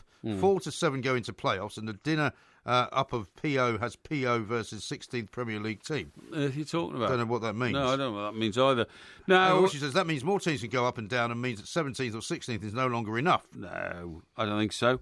Now that sounds then, even more complicated. It is. Luxury Lizzie is a regular correspondent. Indeed. Now, I think she's gone a bit mad. She seems to think that Butch Cassidy and the Sundance Kid were real people. Well, I think they were, weren't they? No. Of course they weren't. Are you sure they were fictional? She says they were buried in a grave in Bolivia, one on top of the other, along with a load of other bandits. Oh, yeah. Butch and Sundance. Well, that's just a myth, isn't it? I don't know. I thought they were real people. No, how could there be real people? Well, I mean, people, there were such things as people being in the Wild West. Yeah. Look, Robert Leroy Parker, better known as Butch Cassidy, was a notorious American train robber and bank robber. Right. And the leader of a gang of criminal outlaws known as the Wild Bunch in the American Old West. Right, okay. He was born April 13th, 1866, died November 7th, 1908. So he was a real person? Yeah. Oh, right, okay. Well, what did you say about the other guy? He was also known as the Sundance Kid.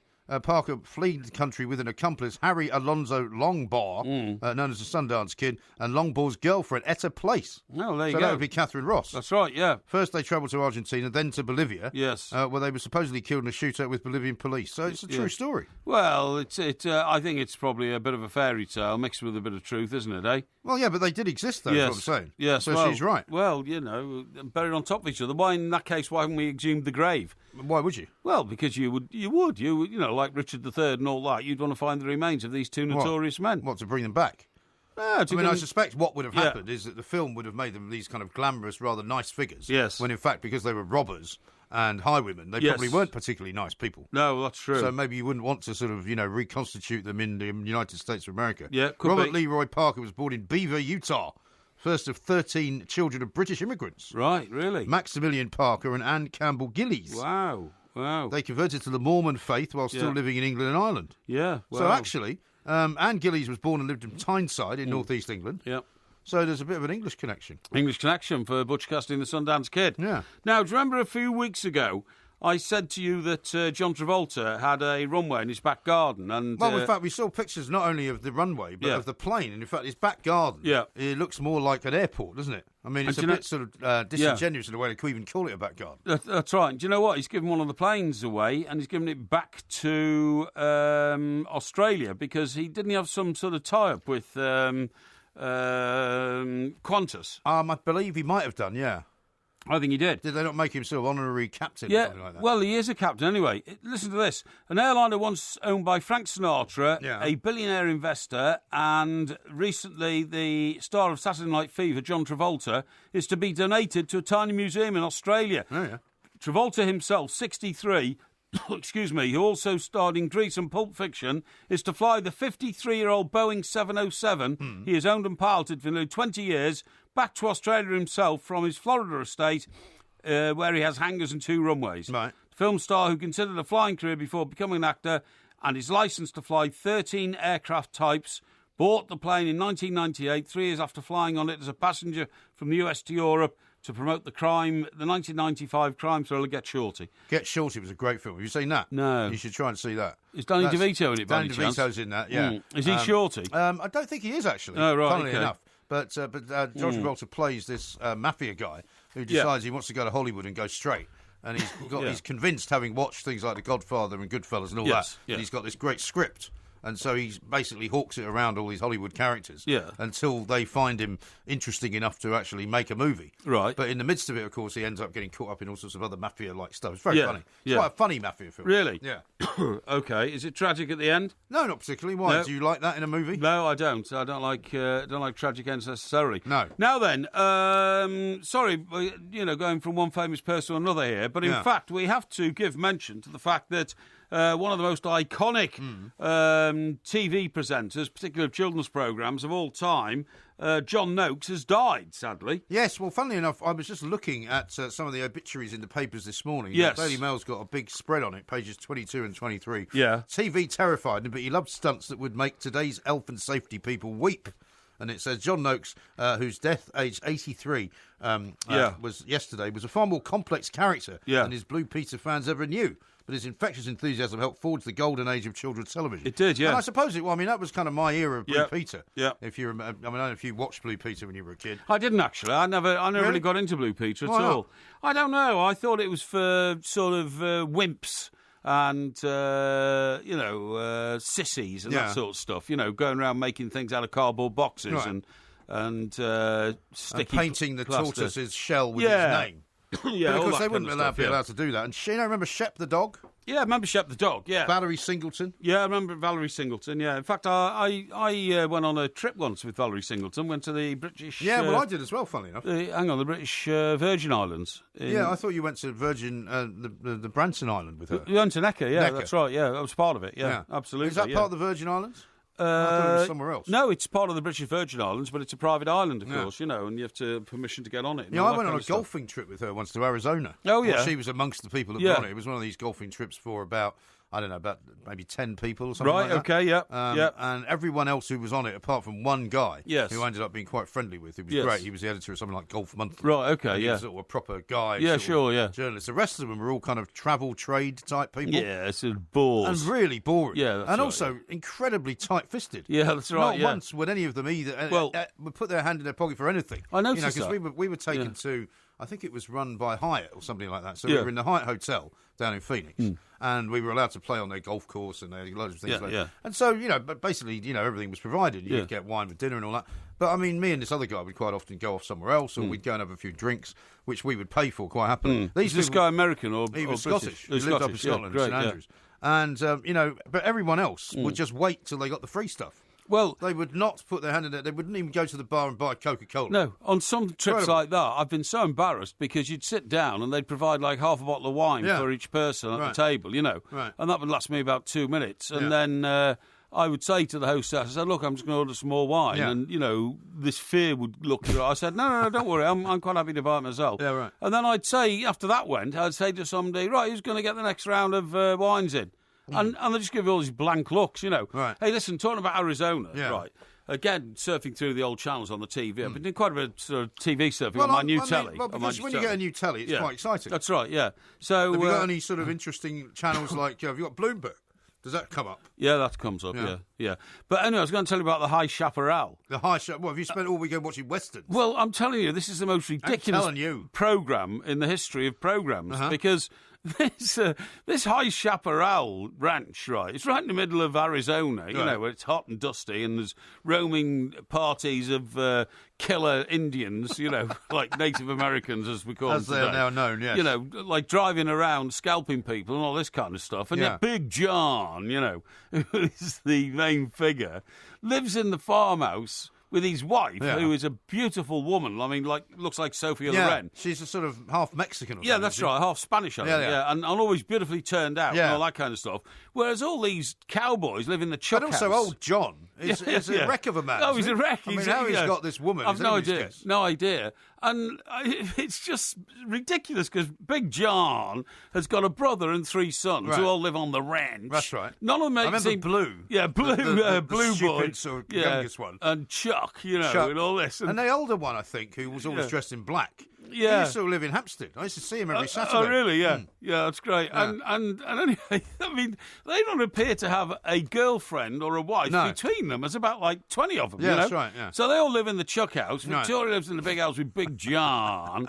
Big John's off and out. And I think, well, when the boys were going in town to fire off a few bullets and drink 2 litres of whiskey, when they come back, surely they give a knock on the door to say Victoria, wants a bit of sort of, action. No, because they're not like you. They have honourable men. Yeah, well, well, cowboys weren't honourable men. Cowboys were all liars and thieves and cheats, shooting each other in the back and all sorts of things. But the point is, he is the guy who's in charge of the whole estate, right? So he's very much the maitre d', if you like. But I mean, the last episode I saw, it's almost like he's gone senile because he kind of forgets who his brother is and all this kind of stuff, And yet Victoria is still appearing in a different set of clothes in every scene, with her hair immaculately done, where all these cowboys are driving around in dust and all this kind of... It's bizarre, most bizarre programme. Well, we'll explore some of the other stuff you might have watched over the weekend. Maybe a bit of Bonanza. Yeah. Very possibly. There was a John Wayne film on today you could have watched. No. This is Talk Sport. Yeah.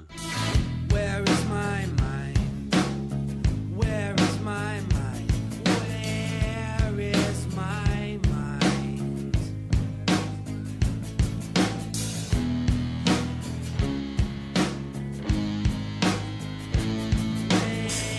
Way out in the water, see it swimming. This is Talk Sport. We are the 2 mics. There will, of course, be a podcast coming out a little bit later on. We'll be having a Porky quiz this week on Friday because we're actually going to be on mid-morning on Friday, aren't we? 10 to 1. So look out for that. And then for most of June, we will be doing that as well. In addition, of course, to... all of June, actually. Yeah. Well, apart from 1 or 2 days here and there. Well... there's a bit of cricket. There's a cricket competition. Yeah, we won't be doing Sundays, but we will be doing Monday through Friday and Saturdays, except for when, as you quite rightly say, there is some It's going to be a very, very, going very busy month. Now, it might be a very busy month for Arsene Wenger as well, because now that Arsenal have come to the end of their season, he may be renegotiating his contract, or we might find out precisely. All the pointers are that he's going to stay, Well, I would have thought so. Yeah. We're going to talk now to our celebrity Arsenal fan. She is, of course, Sophie Nicolau, the soccer diva over in California. Sophie, a very good morning to you. There's nothing like a little silverware to calm the hysteria, is there not? Well, I mean, absolutely, what a very, very sort of ironic end to a very strange season. I mean, I was up until maybe the last 2 games thinking, it'd be just like Arsene Wenger to sneak into the top 4. If a couple of other teams sort of play badly, drop some points and all of that. But this has almost had the same effect in a way for Arsenal fans, hasn't it? It's incredible. I think the last time we spoke, we talked about us doing something sneaky at the end of the season because, like you say, that's just his style. To be fair, there are 2 games where we played flawless football this season, and both of those games were against Chelsea. Right. We beat them 3-0 at the Emirates, and we outplayed, outwitted, outpositioned, out-energized, outfought, and outscored them on Saturday for what could be argued as Arsenal's most complete performance this season, which was a really thrilling end to the season for a lot of Arsenal fans because, as you guys know, it's been painful, it's been poor, it's been contentious, it's been ugly at times. So to be able to walk away at the end of the season with a trophy that absolutely nobody gave Arsenal a chance to win is very gratifying, and I think that's the satisfaction most Arsenal fans are taking from it, the fact that nobody thought we'd get a chance and everybody thought we'd get slaughtered. That's right. Now, Sophie, Mertesacker had a brilliant game, so brilliant that some pundits who've commented on the game over here say that he should have been given the Arsenal Player of the Season award, despite the fact it was the first game he'd played this season and he got through it in its entirety. And everybody says not only was he brilliant as a footballer, but it was a physical miracle that he managed to play at that pace, having not put on his boots since over a year ago. You know, there are some moments in football that, crosses over the team that fans support. And that performance by Mertesacker really was appreciated by football fans, because it was an absolute masterclass in defending. Like you said, he hasn't played all season. And, you don't get 100-odd caps for Germany, without being good at what you do. There's something that Mertesacker possesses that I think most world-class defenders possess, and the Italians are so brilliant at it, from Maldini to the Chiellinis and Barzaglis of the world, the positioning. And that's how Mertesacker beat Costa at the weekend. He doesn't need the pace. He had Holding and Monreal to help him with that, as well as Bellerin and the Ox coming in. But what he did positionally was something that I hope a lot of young players were watching, because Costa is a very tricky customer, not only from a footballing perspective, but also a mental perspective throughout the game, how he grates on you. And the way he handled him was nothing short of sensational. It was really a shock. Nobody expected that. It was, yeah. Nobody did, because Chelsea, the first half, Chelsea weren't in the game at all, and everyone assumed that they would be going in with more confidence, that they would be going in thinking this is fantastic for the manager to get a double in his first season. I mean, we had Frank McClintock on our show on Saturday, and even he was convinced it was going to be 2-0 to Chelsea, and he didn't even think Arsenal would score. You know what's interesting is I think we smacked them in the mouth really early, and they were shocked by that. We took the lead. The goal was controversial. They couldn't settle before that, and they certainly couldn't settle after that. And you know what? I have a lot of respect for this Chelsea team, in particular Antonio Conte, because of what he's done in his first season and taking a team from 10th to 1st. They were woeful last season. They won the Premier League. But I don't think they showed Arsenal a lot of respect in that game. I think they approached that game with the attitude of this team is low. They've been poor. Their confidence isn't where it has been. Their manager, has addressed things tactically, but it's nothing that we haven't faced before and that we can't beat. And I think the fact that they had beaten us in the second time around in the Premier League and the fact that we had suffered a little bit, I think they showed a lack of respect in some regards. And we took them by surprise, and they could never recover. And credit to Arsenal. We've credited a lot of teams this season for having a tactical plan, sticking to it, and applying a belief and a pressure. They went for every ball. They played with confidence, and they deserved that game. And they were the underdog. And to come through after the season they've had to win the FA Cup for the third time in 4 years, that's quite an achievement. It is quite an achievement. Once the dust settles and the kind of the cobwebs are blown away by whatever happens in the summer, it is Europa League next season. It's not Champions League, and that'll hurt, will it not? A lot of the players, at the very least, if not Arsene Wenger. Oh, come on. Haven't you heard Thursday's the new Wednesday? That's what Man United have been saying. That's what I'm trying to do. Okay, so now we get to the reality of what's happened this season. Once the dust settles and everyone's off that euphoric buzz and it's been incredible, you kind of look at, how poor we've been in the league and how we need to address that. And I think that is a mix of finding the right players, matching players like Alexis Sanchez and Ozil, more world-class players in positions where we're weak, and also mental. There's something about us in certain times of the year and throughout a long season in the league where we lose our mental strength. And in the games where we've beaten Chelsea this year, we've shown a mental giant attitude, and I think that's where we lack. I think playing on Thursday night is going to be really tricky and is going to be something the club has to get used to. It's not going to be easy. Because for the first time, and for the first time as well. So not only is it sort of mentally challenging, it's also going to be physically challenging because obviously Arsenal will want to get back in the top four. Every other team is going to be strengthening, and we're reading this morning in the Mirror about possibly 30 million quid a year being spent to keep Ozil and Alexis Sanchez. But keeping up in the top four of the Premier League is going to be hard as well. What they have to do is get the players who are there to buy into a plan for the year, right? And this is something Arsenal need to absolutely make sure Sanchez and Ozil are in on. And if they bring other players in, is paint a picture and a plan. This is what we're doing, and this is where we want to go. For 1 year, we've got to eat it. We're in the Europa League. Okay, it's still the Europa League. It's a trophy. It's something that we need to aim to win.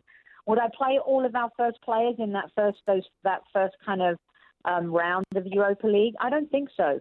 Why not also have a plan to take advantage of those other 5 teams, City, United, Chelsea, Spurs, all in, and Liverpool, all in the Champions League.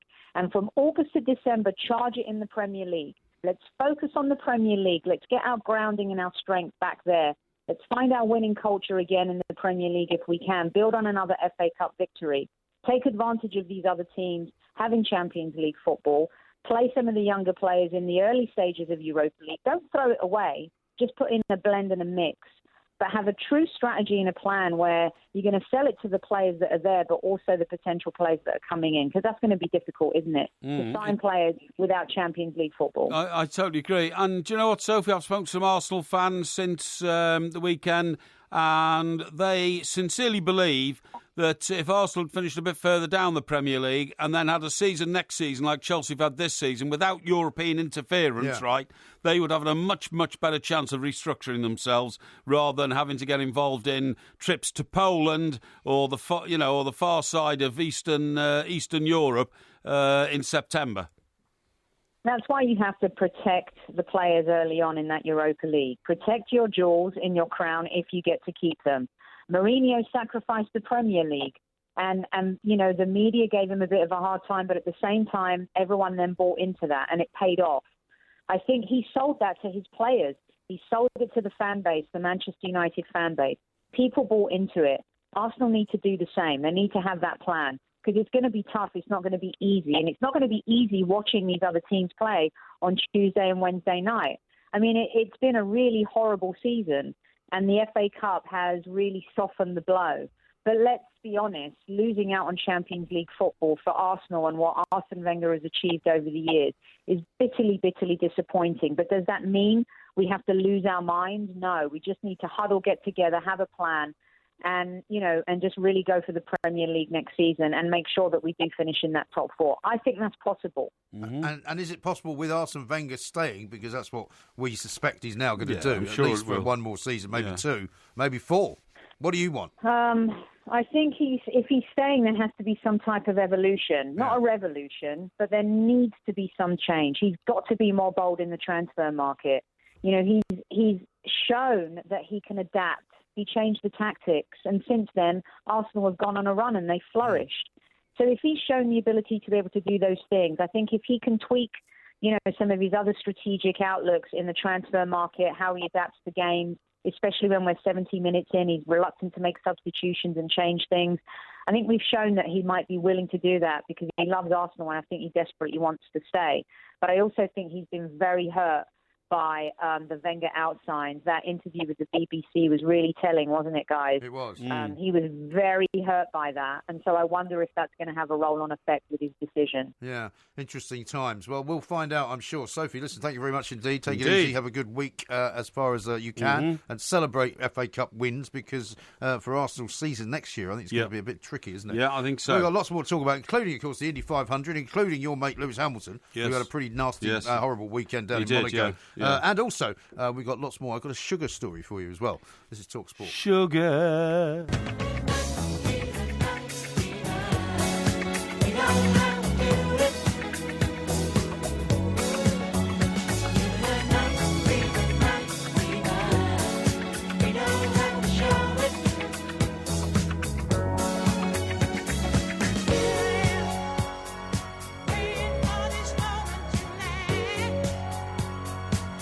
TalkSport, we are the two mics. That is, of course, the Bee Gees and a bit of Saturday Night Fever for you, isn't it? Because it stars John Travolta. Because it stars John Travolta. Who's getting rid of one of his aeroplanes. Getting rid of one of his planes. I've got Derek in Pencoed that's been in touch. The Von Cleaner. He says yes. Well, he's already previously said to us that he no longer does that sort of cleaning. He's now a multi-facet cleaner. Yeah, he's moved up in the world. That's right. He says, didn't Porky claim to be an expert on the Wild West? Yes. If he was, he would know that Butch Cassidy and Sundance Kid were real, who rode with a group called the Wild Bunch. Yeah. Then later on, the Hole in the Wall gang. Really? Well, we did point that out earlier, Derek. We certainly did, yeah. Listen, I got one here from Tracy, who's a regular correspondent, and she says, get CBS channels on free sat, love watching old episodes of Gunsmoke. Gunsmoke? Now, I like watching old episodes of Gunsmoke sometimes because there's Who was in that? Matt Dillon. Oh, Matt Dillon? Matt Dillon is the Marshal, the US Marshal. That's his real name?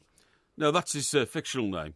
That's what I mean, his name in the show. Yes, that's right. Yeah, I don't know what the name of the actor is. No, because there's an actor called Matt Dillon, but he's a much more modern sort of is that? Oh, I see. Yeah, of course you mean. No. This is Matt Dillon. And the reason I like it is that I've seen the Matt Dillon ones like from the start of the series, the end. At the end, you know what we said about old Big John getting a bit old at the High Chaparral? Well, in the last episode I saw of Matt Dillon, he was so old and knackered that, you know, sort of, if a gunslinger had come into town and said, OK, draw, Marshal, it would have taken... the arthritic hands. Yeah, it would take about 5 minutes to get his gun out, and he couldn't run anymore, and he was, you know, out of breath, running along the street, chasing villains. Also, there was a time when these older kind of statesmen of television were never moved on. No. They just worked until they sort of pretty much couldn't work this anymore. is absolutely true. And in the Matt Dillon one, the various characters around him, one's a judge, you know, who always seems to sort of, you know, solve every problem. Another one's a doctor, and he just treats people with gunshot wounds and alcoholism. Half the people in Gunsmoke have got alcoholism because they spend their times in bars swigging whiskey. And I mean, every show in those days was a Western. It was High Chaparral, it was Bonanza, that's right. Gunsmoke. That's right. There was about 3 others. It was, the Virginian. The Virginian, that's right. Now, I saw that the other day. It was a guy... Was that the one with Trampus? Well, he had long hair, the Virginian, right? And the one episode that I always ever seem to watch, because, you know, have a look at that, is the same episode where he hangs his mate for being a horse wrestler. Have you seen that? No, well, I mean, I can't say I remember it that well. I used to watch it, because I used to watch it when I came home from school. Yeah. It used to be on. Well, but I'm sure, was it not Doug McClure as the Trampers? I don't know why I think it might have been. Yeah. But they say about, you know, we have to live by the cold. Yeah. You know, we do have to live by the cold. What's his name? Trampus. Well, I just thought it was a stupid name. Yeah, a ridiculous name. And well, he looks like Meatloaf. This guy. What, Trampus? Yeah, he wasn't that big. Yeah, he's got long dark hair and all that kind of stuff. And he says, we have to live by the cold. And you sure that's not someone else? I don't think he had long dark hair. And he says... Somebody else you're confusing him with. He says, you've been caught rustling horses. Well, yeah, I know, but, you know, well, in that case, you know, I'm tying you to this post in the barn, and you know what I'm going to do with you in the morning, don't you? Oh, no, Trampus. You're going to live by the cold, boy. Yeah. And then he comes back in the morning, he takes his mate outside. Executes him. Yeah, it's nice, isn't it? Yeah, the worst way of hanging somebody is to sit them on a horse, put a rope round their neck, and then tie it to a branch, and then slap the horse's hind quarters. Because because then you don't actually hang, you throttle and dangle. Yes. You don't snap your neck. No, but it's a slower sort of death. Oh, it's horrible. It's absolutely horrible. horrible. That's how they kill somebody in Gladiator, I think.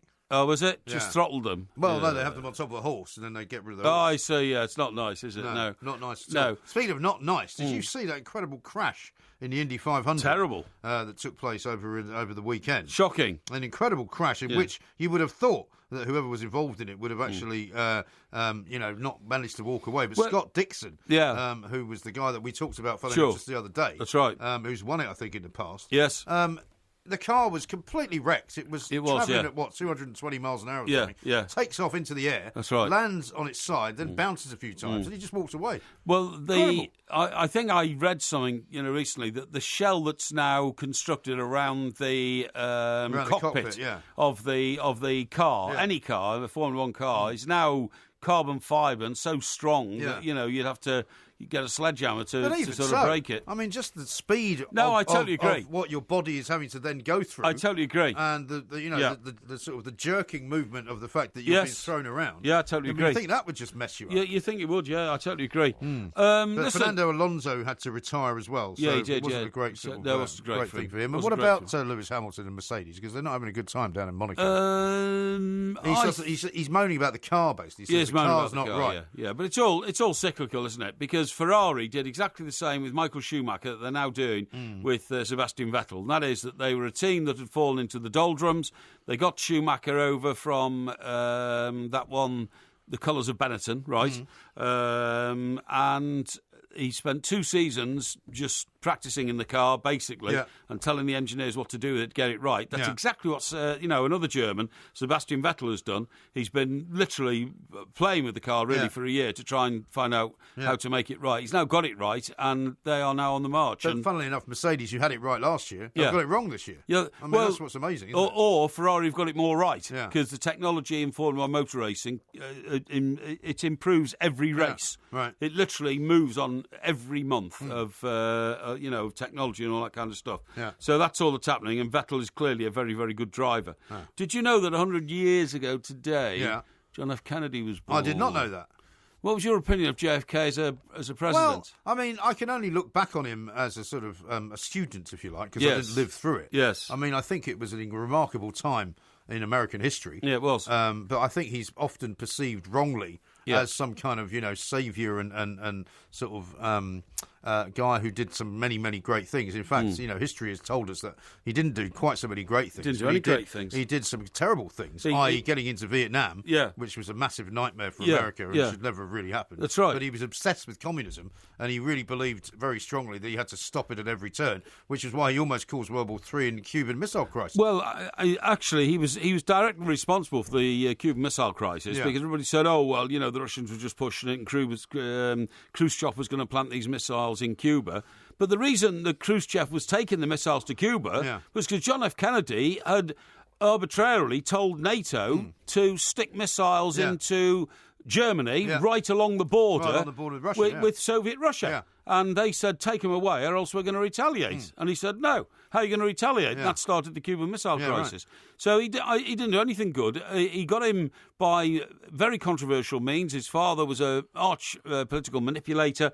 Former bootlegger, of course. Former bootlegger who had, very strong associations with the mob and organised crime and all that kind of stuff, who mobilised people to vote for JFK and all that kind of stuff. And the IRA as well.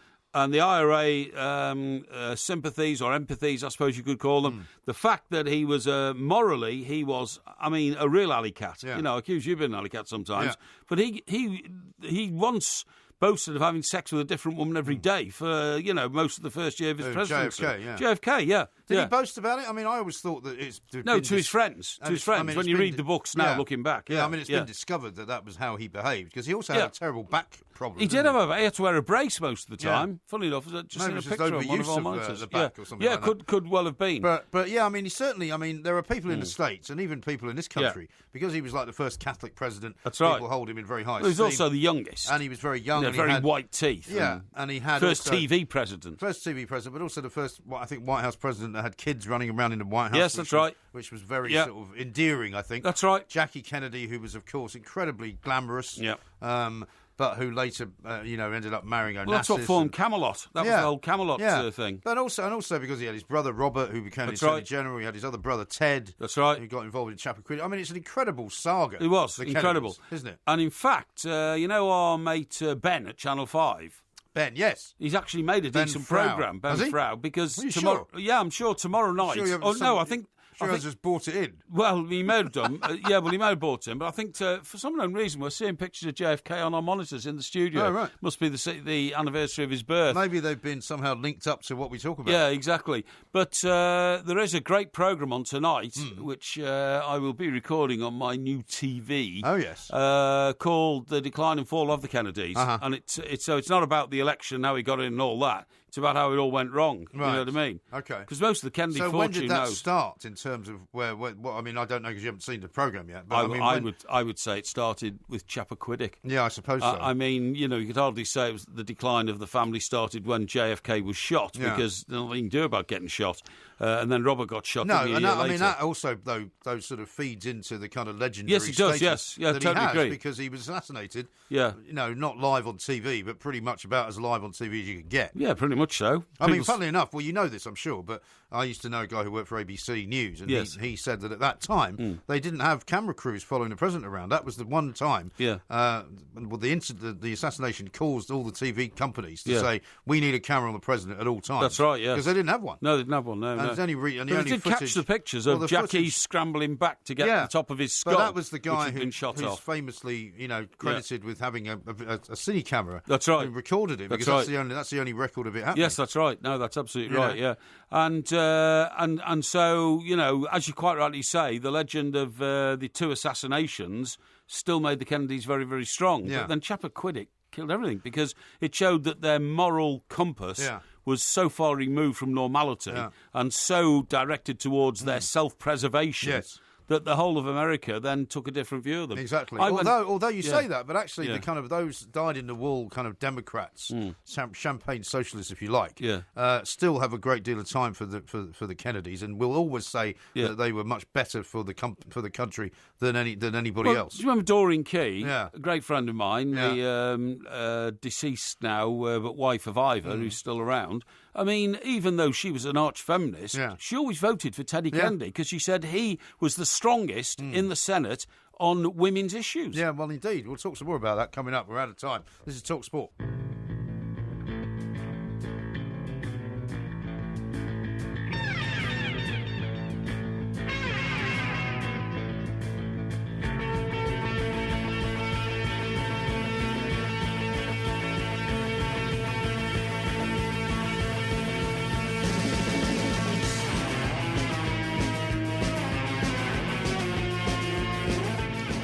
Song I haven't heard for a long time. It's a punk era song. What's that? A Holiday in Cambodia. Who's by that? an American band called the Dead Kennedys. Oh, really? Yeah. Oh, blimey. Yeah, they were quite sort of popular in their time. Were they? For a brief period, yeah. Sounds very brief to me. Well, no, I mean, they were very American. I mean, there weren't that many American punk bands that did well. Okay. They were one of them. But what I was going to say, when I first went over to America, I worked for Star Magazine, which was an American-based sort of weekly magazine. In Tarrytown. They were obsessed with the Kennedys. I mean, we used to do so many stories on the Kennedys. Yeah. Any book that you would buy, any new book that was coming out, they'd buy it. That's right. And serialise it. Because the thirst for stuff about the Kennedys was absolutely incredible. Well, remember the photographer that we used to use at the Express? He had a special boat and he used to go up to Massachusetts. Right. It wasn't Ron Gillella, was it? No, it wasn't Gillella, no. And he used to get in this boat and float around outside the Hyannisport compound of the Kennedys. Right. And he had holes drilled in the side of the boat through which his lenses went, and he got loads of pictures. Sure. They never worked out where he's getting the pictures from. Because they were very, very heavily policed again. All Hyannisport. Yeah. Again, it was another place you couldn't park a car. That's right. I mean, have you ever been up to their compound? It was massive. No, I haven't. Absolutely a huge wall that goes, stretches as far as the eye can see. Exactly. Yeah. And again, I was up there for some reason or other. You pull up outside anywhere near there, and the police are onto you like in a second. What do you do? And I went up to Arnold Schwarzenegger's wedding to Maria Shriver, right, which was very much a whole Kennedy thing. Because Maria Shriver's relationship to she was the daughter of Sergeant Shriver. That's right. Who was, I believe, married to one of the Kennedy girls. That's right. Yeah. Yeah, because I mean the sort of family tree. Massive. Was massive. And in fact, the Kennedy fortune is in danger of dissipating altogether because there's so many of them now drawing from it. Yeah. And whilst Joe was originally a bootlegger, he invested in massive swathes of property. Yeah.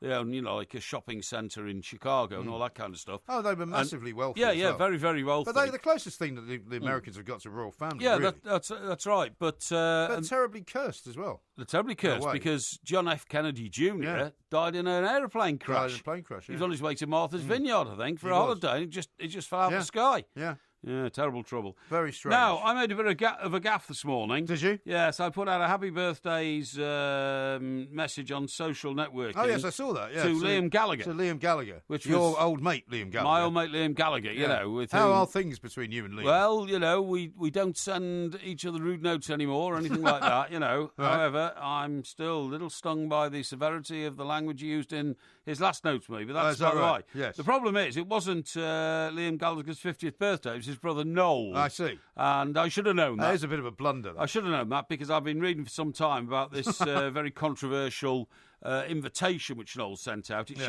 showed a picture of Noel dressed up or mocked up as the Colombian coke baron Pablo Escobar. Right. From the TV series Narcos. Narcos, yeah, which is another good one you should watch. Yeah, exactly, and a sort of a flurry of like snow type cocaine on the front of it, which is all very rock and roll. This, no problem at all. But what happened was Noel had his 50th birthday party.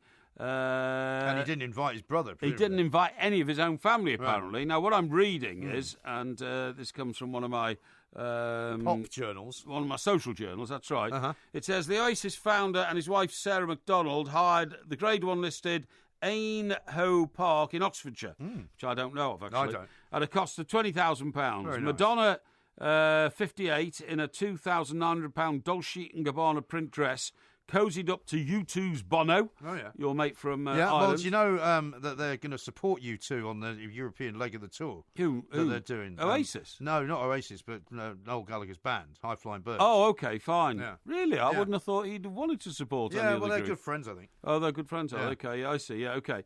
So, Bono, 57, and Stella McCartney, 45, all of whom appeared to be suffering party fatigue in a series of selfies which emerged from the party. Well, to be honest, I mean, they will get a bit old to be hobnobbing until 6 in the morning. That's right, you know what I mean? yeah.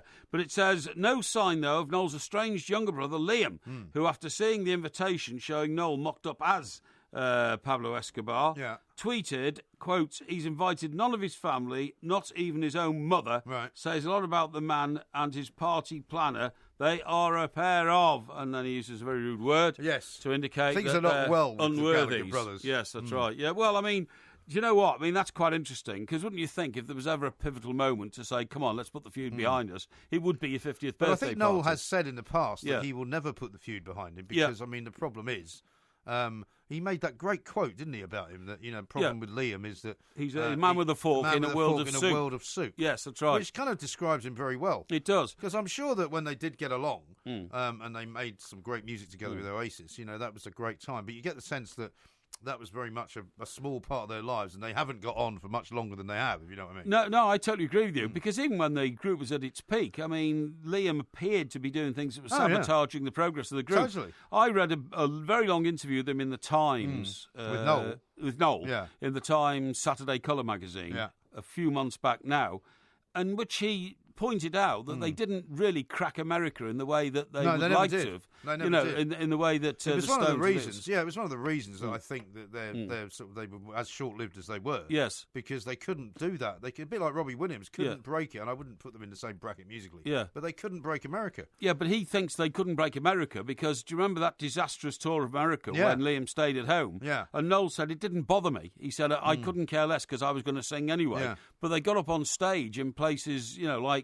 I don't know, Radio City, Fillmore. Well, no, they were playing quite small venues, funnily enough, because nobody had heard of them. Okay, well, if those people who had come to see, who had heard of them, wanted Liam as their lead singer, a bit like Mick Jagger on the Stones, and when he wasn't there was a palpable sense of disappointment that this wasn't really Oasis, because they didn't see the bad boy lead singer fronting the group. No, exactly. Well, funnily enough, that was the first time I met Noel, because I was in... I think I was in Chicago for some reason or other. Yeah. And the tour was due to start in Chicago. Right. And I got this frantic phone call from the to paper get up there, saying get out to the airport because right, Noel's going to land, but he hasn't got Liam with him. That's right. And I did ask him about stayed that. at home to buy a house, apparently. Well, exactly. That's what he said, yeah. I asked Noel about him, and he told me to F off. Yeah, really? Yeah. That's very nice, He isn't wasn't it? very gracious, I'm afraid. Yeah, well, he could have explained things a little better. Well, but, these things happen. Yeah, exactly. Now, how about this from Kevin North Shields? I love the Dead Kennedys, he says. When Holiday in Cambodia came on tonight, and he fell off my stool. When I've what? got a Dead Kennedys tattoo, and I'm going to see them next month in Newcastle. Oh, blimey, they're Great still show around as then. usual, so I They're guess still they're around. still around, yeah. Wow. How about that? Yeah, it is. The thing that was always amusing about them was that the drummer, I Yes. think I'm right in saying, was called Ted. And that was his name. Oh, It was his only name. So not like The Edge. No, Or it was just Bono. Ted. Yeah. Because Ted was the only kind of living Kennedy. Yeah. And that was the joke. I remember in one news conference at the Express when Bernard Shrimsley, was taking conference. You didn't that like day. him, did you? Not really. He was patrician, very much old school, very elevated. But he would have treated somebody like you as a rather sort of downgrade. Yeah, he would, Sort of, rather unfortunate character. Yeah, he would, despite the fact that I found that during part of his early career, he was actually the editor of the Liverpool Post and Echo. Was he? Yeah, and I could never see Bernard in Liverpool, to be honest. No. Because he was, he's very much a sort of Knightsbridge man and all that kind of stuff. Yes. And he was in conference one morning and Heather McGlone was trying to sell this, in-depth interview with a member of this new group, who's revolutionary and all this as her features pages. And Bernard was looking mystified at her and said, "So, and who is this man again?" And she said, "Slash." No, Slash. Yeah, and he said, "I beg your pardon? Slash." He said, "Are you trying to take the mickey out of me, Heather? Do you really expect me to believe that a man with the name Slash has any credibility in any profession at all? A man who basically has a name which indicates that he's urinating and all this kind of stuff, Although in American it doesn't mean that, does it? No, it doesn't, no, but it does here, and Bernard couldn't get it at all, so he threw it out. Right. And said, you shouldn't have bothered writing it, put it on the spike. And that was Guns N' Roses. That was it, yeah. Presumably, yeah, right. Absolutely, yeah. Yeah, well, I mean, lots of people make those kinds of mistakes, don't That's they? right. That is the problemo. Yeah. Now, I'm going to tell you something about sugar coming up very shortly, but I'm going to hold on to it, because you may be responsible for causing a sugar shortage. Honey, honey. All that sugar you put in coffee all the time. There's a shortage of other things coming, which I'm going to tell you about Really? at the same time. Not Brazil nuts and avocados. Well, it could be. Oh, I thought we already had that one. No. Could be. It's something else. It's something else. It's something else. Something All else, right, well, we'll figure out what that is. Coming up very shortly, though, it is Ask Porky, of course. If you haven't yet had a problem solved by Mr. Parry right here on TalkSport, now's your chance to do it. Just tweet us at the Two Mics or look for our Facebook page and put it on there. This is TalkSport.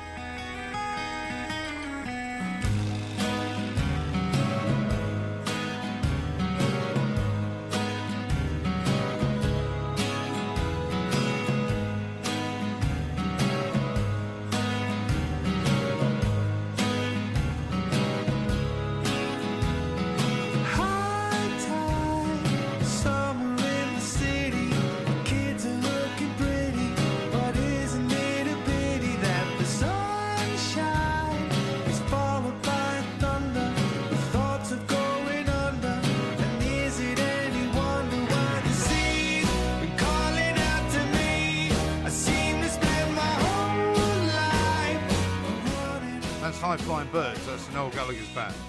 What's that? That's Noel Gallagher's band, High Flying Birds. Yeah, that's right. It's great. Yeah, good, isn't it? Yeah, it's very good. Yeah, he's a class musician. He really is. And as you've often pointed out to his brother. Yeah, I did. Yeah, and that's what caused the volley of abuse to come back from his brother, which you got to take on the chin. Sometimes you do, unfortunately. Now, how about this sugar problem? Right, according to a piece that I was reading in what you would regard as a very, very specialised journal. Yes. The fear is that the price crash that is currently affecting sugar, raw sugar, which is 16%. In the last 12 months, right? Which puts it firmly at the bottom of the commodity index of 22 raw materials in terms of how much it costs. Yeah. That it's actually going to get worse that the price of sugar is going to crash even more. And you know why? It's because a lot of these politicians and a lot of countries and cities and all of that are putting on these sugar taxes, these sin taxes. That's right, which are like the ones they wanted to do here. Yes, that's right. That if you're drinking very sort of high in sugar content type drinks, they're going to have a special tax put on them. And according to the figures I've got here, Philadelphia, San Francisco, France, Mexico, the UK is talking about it. The World Health Organization says its research shows that a 20% increase in the retail price of fizzy drinks will result in a proportional drop in demand. Right. So the sugar business is going out of business, is what we're basically being told. Yes. What do you think of that? Out of business. Well, sugar, because as you know, once the price of something drops sufficiently, people say, well, we're not going to actually now. And they turn their land over to something else. Yeah, we'll do something else. Yeah, well, so I wonder if in a few years' time, sugar will have become some kind of a thing of the past. Or very expensive for those who want it. Because look, the world... You like to put sugar in coffee, but not in tea. That's right, yeah. The world lives on sugar. Sugar's in everything that you eat. For instance, I had a cherry pie. But it doesn't need to be. Well, how can you have a cherry pie without any sugar in it? Well, I don't know. But, for example, you don't need sugar to put in, if you're cooking, what you would call savoury food. Yes. You don't need sugar. There's an awful lot of sugar, for example, in pre-cooked meals. Yes, if you buy those ready meals. Sure. There's a load of sugar in them. You don't need that sugar. Right. In my cherry pie, there will have been sugar. Yes. In the pastry and in the cherries inside the cherry pie. Yeah.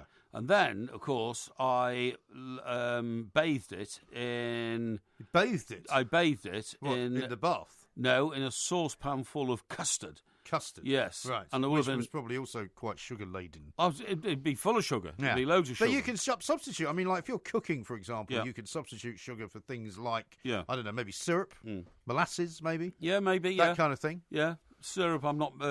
Now, talking about those foods and commodities and all that, I have a similar story about salt. Right. But it's nothing to do with the shortage.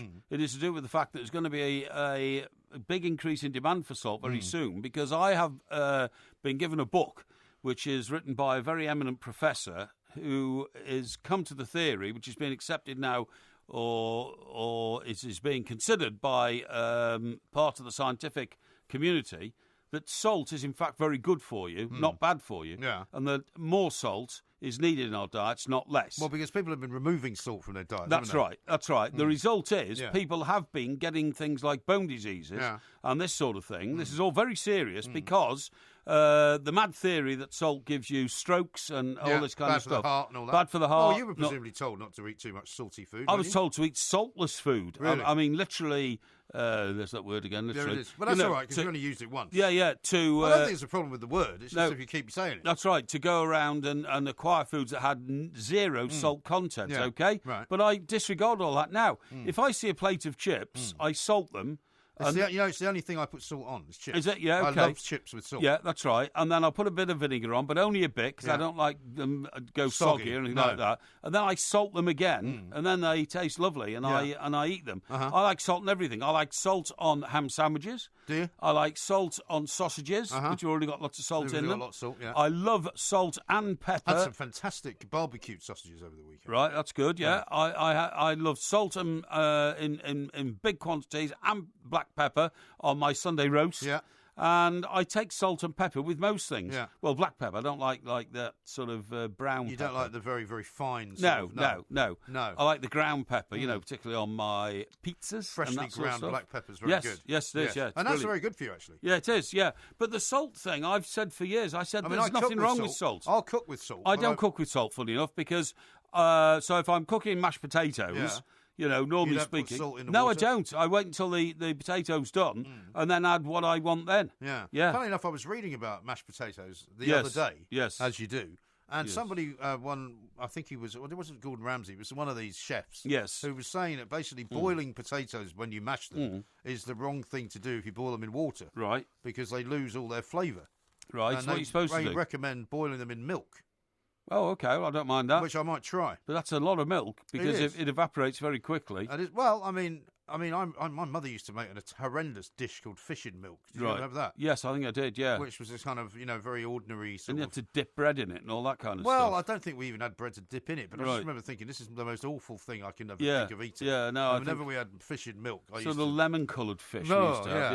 The sort of yellow stuff. Yeah, That's it was horrendous. Yeah, Awful. yeah. But I'm going to try this boiling potatoes in milk. Well, you could do. To make them mash and see whether that, whether that makes any difference. That's right. Now, I'm going to review this book, later on in the week. It's called The Salt Fix by Dr. James D. Nicolantonio. Should we not try and get him on? Well, I'm going to try and do that next week when we're on a daytime shift. I think we'll have a better show, I should have said. Daytime show. Yeah. We'll have a better sort of opportunity to get hold of him. The message of his book is that every bad thing we've been told about salt by his profession is utter rubbish, okay? Yeah. He's associate editor of the British Medical Journal, so he's based in this country. Okay. The British Medical Journal's Open Heart, and the belief that salt consumption raises blood pressure is based on bogus science, okay? He said this conventional so-called wisdom originates from French scientists more than 100 years ago who based their findings on 6 patients. It was taken up by one of Dr. Lewis Dahl of New York, who bred salt-sensitive rats, and so based his warnings about the effect of salt upon the medical history of rats, which had been specially selected to prove the force of his hypothesis. But the trouble is, how do we know whether to believe this guy or the previous people who said that salt was bad for you? Well, if you go through the book, he says, I can prove bit by bit that all we are being told about salt and have been for the last century is fundamentally flawed. Okay? Well, I mean, that will be revolutionary if that turns out to be the case. It will be very revolutionary, yeah. Because, of course... but I've been saying this for years. I've been saying nothing wrong with bacon, nothing wrong with butter, nothing wrong with salt, and one by one I'm being proved right. People have done a U-turn on butter. Yeah. They've done a U-turn on full Yeah, but it's like everything else, cream isn't it? milk. As long as you're reasonably sensible. Yes. And you don't put... I mean, my father put loads of salt on everything. Yes. And I think for him it was a hangover from the war, where, they used to preserve a lot of things That's in right, salt. they did, yeah. And they used to use an awful lot of salt. And you can develop a taste for it. Yes. But equally, if you take too much salt, you're going to get very, very thirsty all the time, Well, which is not going to be very good for you. You see, this is another thing which I don't understand.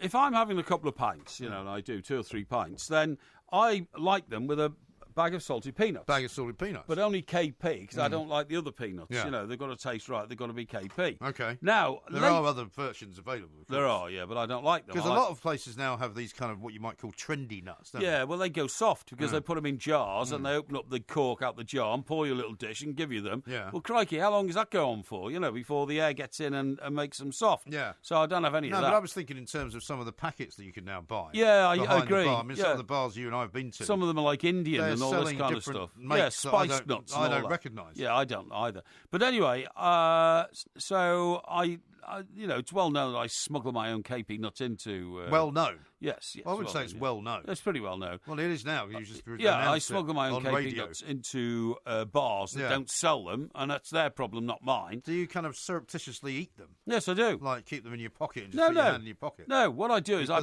buy. Table. No, I'm very fair about it. I buy a bag of the nuts they have on sale, and I say, look, I'll have 2 pints of that, please. Okay. And then you don't eat them. Well, let me tell you, will you? Right. And a bag of salted peanuts, please. So I get, whatever their nuts are. I'm not going to name a brand because that's unfair. Well, you've already named one. Oh, the one I like, but I'm not going to name the ones I don't like in case I damage the commercial value of it. Okay. And then what I do is I very sort of theatrically, rip the top off that baggie and then put it right on the edge of the table nearest the spotting point from the bar so they can see that I've... And then my other packet is down to my left on the seat. I see. And so that is quite sneaky. That's quite sneaky, but I'm not doing them out of any business because And then when when I'm ready to leave the pub, I just put the packet there in my pocket, go outside, throw them in the nearest bin. Right. That's to me being fair. Yeah. Well, I suppose some people would say that's fair enough. Exactly. Now, sometimes lately, I've thought of my teeth and preferred a packet of plain crisps. But what you've just said is right. You can't always get just a plain packet of plain crisps. No. You get an unplain packet of plain crisps, if you see what I mean. Yes. Because they're called, sea salted or something like that. You know what I mean? Sea salt and some cracked pepper and something like that. But anyway, to get to the reason why I'm telling this story is that it is an absolutely scientific fact that there is a reaction in your brain between the drug, which is alcohol, which stimulates a need in your brain for salt in your body. Is that right? It absolutely. It's a scientific thing. Is that why everyone wants to have a kebab when they're bladderated? Yes, that's right. That's right. All those sort of reasons. Salty as well. Yes, that's right. Yeah, because when you're drinking alcohol, for some unknown reason, it doesn't disperse salt out your body, but it increases your need for salt in your body, and people start eating, nuts, Chris. Porky scratchings, of course, which are very popular. They are. Almost everywhere now. Yes. And get more and more popular every day. How's it going in that place in Stockbroker Belt, Surrey? We're having a jamboree there. Really? On, I think it's July the 28th. Oh, okay. Yes. Okay, has that been locked in? It's been locked in, yeah. Porky scratching's big night and all that kind of stuff. Very nice. Yeah, and that's a true fact. So the idea that salt is not good for us is rubbish. Yeah. Because if you have a craving to eat salt as a natural chemical reaction within your body, then it has to be good for you. Well, also, I was always told as a kid by my father, if you're sweating a lot, as you tend to do in the summer, you need to replace the salt in your body that you're losing. You have to take salt tablets. And if you don't replace it, well, we used to do things like we'd eat a tomato with loads of salt on it. Yeah, like sure. But if you don't do that anymore because you've been told salt's bad for you, then presumably you're losing regular amounts of salt. Well, athletes and not replacing it. And people like that, in sports which involve hot weather, like triathletes and that kind of stuff. Well, even playing at Wembley yesterday, they have to take salt tablets. They were drinking a lot of liquid. Yeah, I don't know whether they take salt tablets. You have to take salt tablets to replace the salt in your body, which is. I mean, look, salt is so vital. I will not wear a black shirt in the summer. Won't you? Because I didn't know that. Well, I do. How many times have you seen me in a black shirt? I don't think I've ever seen you in a black shirt. Once, I think, last couple of weeks ago, I wore a black shirt, and you said I look very smart, But I don't remember saying I've got that. a couple of black shirts, but I won't wear them in the summer because the way that the salt gets out of your body is through your pores. Yes. And if you perspire... It makes a white mark. Yes, that's right. Perspiration on your shirt, and you get a white mark. So, if that's taking it out of your body, then you've got to replace it. You have to replace it. And if you don't, I wonder what happens to your body. That's the exactly. thing. Maybe we'll talk to this doctor and find out. Coming up next, though, we're going to be asking Porky about a great many other things. Yes. Because it is time for... It's the 50th of Sergeant Pepper's, so we're going to have to talk about it one way or another. We will have to do something about that, but not right now, because now it's time for Ask Porky. This is where the Porkmeister tries to give you the best advice he can on all sorts of different problems. We've got loads and loads of questions here, Mr. Parry. Yes. I'm going to start off with something that's on Facebook, and it's from Danny, who says this: how do I get my wife to stop spending money so we can go on holiday this summer? Should I cut up her card? No, don't cut up a card. That's an act of aggression. You've got to do this by negotiation. Now, you say, how do you stop your wife spending the money? Depends what she's spending the money on. If you're spending it on your weekly food bill, then it's necessary expenditure. If she's spending it on designer clothes for herself, you might say that's a little selfish. You've got to have a talk and get together on this. But also, weigh up, is the holiday worth more than your wife's happiness in spending the money on what she's spending it? Get together and talk. Here's one from Harry, trying to get one in early. He says, why and how did you switch from print to broadcast journalism, and which do you prefer? Listen, that is such a long story that we'd spend a show doing it, but very, very basically, people I worked with in the print industry suddenly found themselves an opportunity to get involved in radio, which had been coming for 20 or 30 years. When I worked on the Birmingham Evening Mail, a lad left there and went and joined BRMB Radio, which was the local commercial station. We all said, you're mad. He went there as a reporter, and he got a very senior position in commercial television. So it has been happening for 20 or 30 years. It came my way. I knew that newspapers were in decline. I took it, and might join me later. Indeed. Now, difficult one. I guessed this one to answer straight away, but I'll give it a go. Jamie says this: if you could have dinner with 5 famous people, one person from each of these categories: sports, politics, an actor, someone from overseas, and a favourite female. Yeah. Could you think you could name 5 people? Yeah, I could. Give me the classes again. I'll do it one by one. First one, sports. From sport, it would be Alan Ball. Politics. Politics, it would be Winston Churchill. Actor. Actor would be Lord Olivier. Somebody foreign. Somebody foreign would be, let me see, it would have to be Franz Beckenbauer. Franz Beckenbauer. Somebody female. And somebody female would be Joan Collins, because I think she's an absolutely wonderful British lady. Here's one from Stuart. Now, this is a bit specific. You're a clever man, Porky, a property magnate, a ladies' man, man of the people, successful businessman. Can you tell me if you've ever tried celery dipped in Bovril? It's amazing, but everyone thinks I'm weird for liking it. I've never tried it dipped in Bovril, but I have tried it dipped in Oxo, so I don't know if that's the same sort of thing. Does Bovril taste like Oxo? Bovril is kind of like Oxo, kind of Oxo, it's a sort of beefy, meat product and that kind of thing, stuff. Yeah. I like celery very much. We've just been talking about salt. One of the favourite places I like to sprinkle loads of salt is on a stick of wet celery. Yeah. I find it very nutritious. Okay, here's one from Caroline who says, Ouija boards, are they harmless or is it a genuine medium better for contacting the dead? Or should I just avoid all of it? I would avoid all of it, and I'll tell you why. I don't think there's anything in it, but it can turn people's minds. You know, they get terrible sort of fantasies about connecting themselves to people who've passed on from this life to another. I think they're best left alone. Okay.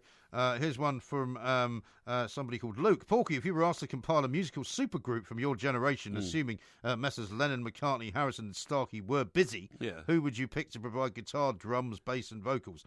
That's another one that's a bit difficult, isn't it? Too complicated to answer on this, but I'll try and get you an email response. Yeah. Okay. Gwen says this. Last year I bought a quite expensive barbecue. Tried to use it this weekend and it's all knackered. The cover I bought has not done its job. Do I buy another barbecue or take it back, saying the cover has not done what it's designed to do and it's allowed water to get into the barbecue and rusted it? Yeah, no, it's your fault entirely. You've got to remember, barbecues are, in my view, designed as a one-season wonder. Nobody at the end of a summer, if they've used a barbecue 2 or 3 times, scrubs it down, wraps it in canvas and puts it away in the shed or the storeroom. Barbecues just end up rusting at the end of the garden. I can't stand barbecues anyway. I would never buy one. For those of you who do, sorry, you've got to pay for them each year and just take your punishment. Yes, I think you may be right. Josh says, will Forest do well this season now that we have a new manager and a new owner with no transfer ban? I can't answer that absolutely specifically. I can only tell you that from what I can see, Forest have got the kiss of death about them still. I don't think they resolved those problems which have dragged them down to depths which Forest fans must hate within the football world. Okay, how about this one from Losty? I can't afford to go on holiday abroad this year. Any suggestions for somewhere nice in the UK to go instead? Well, there's plenty of places in the UK to go. You can go to Cornwall or Devon. You can go to the Norfolk Broads. You can go to the northeast of England and enjoy cheap accommodation with fine beaches and seas. You've just got to depend a little bit on the hope that there'll be good weather. Go to the Lake District, go to Blackpool, go to North Wales. There are millions of places in this country you can go to. Don't worry at all about not going abroad. Stay in England. It'll do you good. Have a staycation, indeed. Yes. How about this one regarding a holiday? This one is from William. He says, MG, I'm in Portugal next week. Should I have 2 drinking sessions, afternoons and evenings, or 1 big session just in the evenings? Well, I find it very difficult to separate a lunchtime drinking session from an evening drinking session by having a gap like a siesta or something of 2 or 3 hours. What I do is, blado modo has got to be the word of this show. That's bladderation in moderation, okay?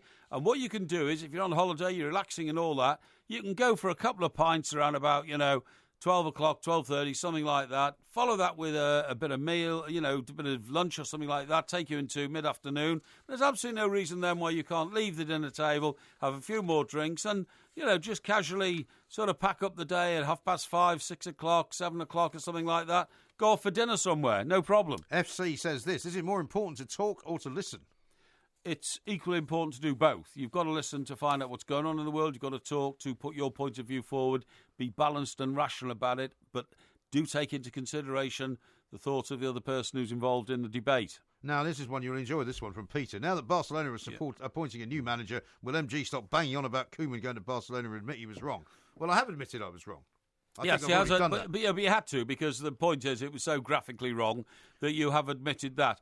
Look, Ronald Koeman's got a huge future in the world of management. I hope that it happened at Everton enough to satisfy his desire to stay there for a long time. We think he's a top man. OK. David says this. Where are Ipswich Town on your pecking order of clubs to support? And should I invest in the streaming platform coming out next season, which allows overseas supporters to watch every championship game? And he says he's in Perth, Australia. Well, that sounds pretty good to me if your team's in the championship, which of course Ipswich are. I don't really fly a flag for Ipswich, to be honest. I mean, my club is Everton. I like to look for Chester's results because they're my hometown. And I don't have any teams after that. Honest to God, I don't. I say occasionally, Sheffield Wednesday, because they were the losing finalists in '66. But Everton consume me in everything in football. Chester for really. For obvious reasons. Yeah, for obvious reasons and hometown reasons and, cosmetic reasons interest me. OK. Speaking of which, I've got one here from Oliver who says, Everton or Liverpool, which club will win the Premier League title first? Please be honest. It's a very good question. Liverpool have had 27 years to go, have they, since the one? And, that was just after they ended the greatest run of successive title victories in the history of English football till Manchester United came along. So you would say they should have got it by now. I'm going to plump for Everton because I think Everton now have got a great opportunity to put themselves back amongst the elite. Well, that's going to be interesting to watch. Amy says this, it's always been spoken about as far as ladies are concerned that you've ditched, but have the tables ever been turned and have you ever been ditched by a woman? Not really, to be honest. I mean, I've never, received that phone call or a letter or a face-to-face confrontation in which I've been told, I'm sorry, I don't want to see you anymore. That has never actually happened. What has happened is that sometimes I've had to make it clear that I was losing interest in the relationship in order to tell the foresaid lady, sort of let the foresaid lady know that this relationship didn't have a future, which would often prompt a where do we stand type conversation, which would inevitably lead to a cessation. Yes. Yes. Indeed. That's quite a complicated answer there. Yes. But thank you for that one. Yes. On the same subject of the league title, David says this, Dear Porky, who's going to win the league next year so I can lump on whoever you don't say? Yeah, it's impossible to say because Manchester City are making the early moves in the transfer market with some big signings, very expensive signings. I expect Manchester United to be an altogether different and more powerful force. Liverpool, I think, will still again be very strong. As will Chelsea, the current champions, and probably Arsenal. I expect Everton to be stronger. Who knows whether or not Newcastle might be able to be the surprise team of the season. So it's impossible to say. Impossible to say at this point. Final question from TMF. If you had to give a song title to describe yourself, what song would it be? What song would it be? Yeah. It would be... I suppose people could suggest any number of them. Yeah, any number of them, but mine would probably be I Absolutely Love You. I Absolutely Love You? Yes. Who's that by? David Bowie. By David Bowie? Yes. Okay. Yeah. Oh, Absolute Beginners, you mean? Absolute Beginners, yeah. But there's a line in it saying I absolutely love you, yeah. you know. And who would that be determined Well, I like to feel that my flock would like to convey that message to me. Yes. Absolute Beginners, there you go. Mm. Well, that was Ask Porky. Similar one coming up next week. Not at the same time, because it will be during 10 till 1. But lots more to come from us this week, including the Porky Quiz, which, of course, will be on Friday during the hours of daytime from 10 to 1. Porky Vision tomorrow, though. Yeah. Talk Sport.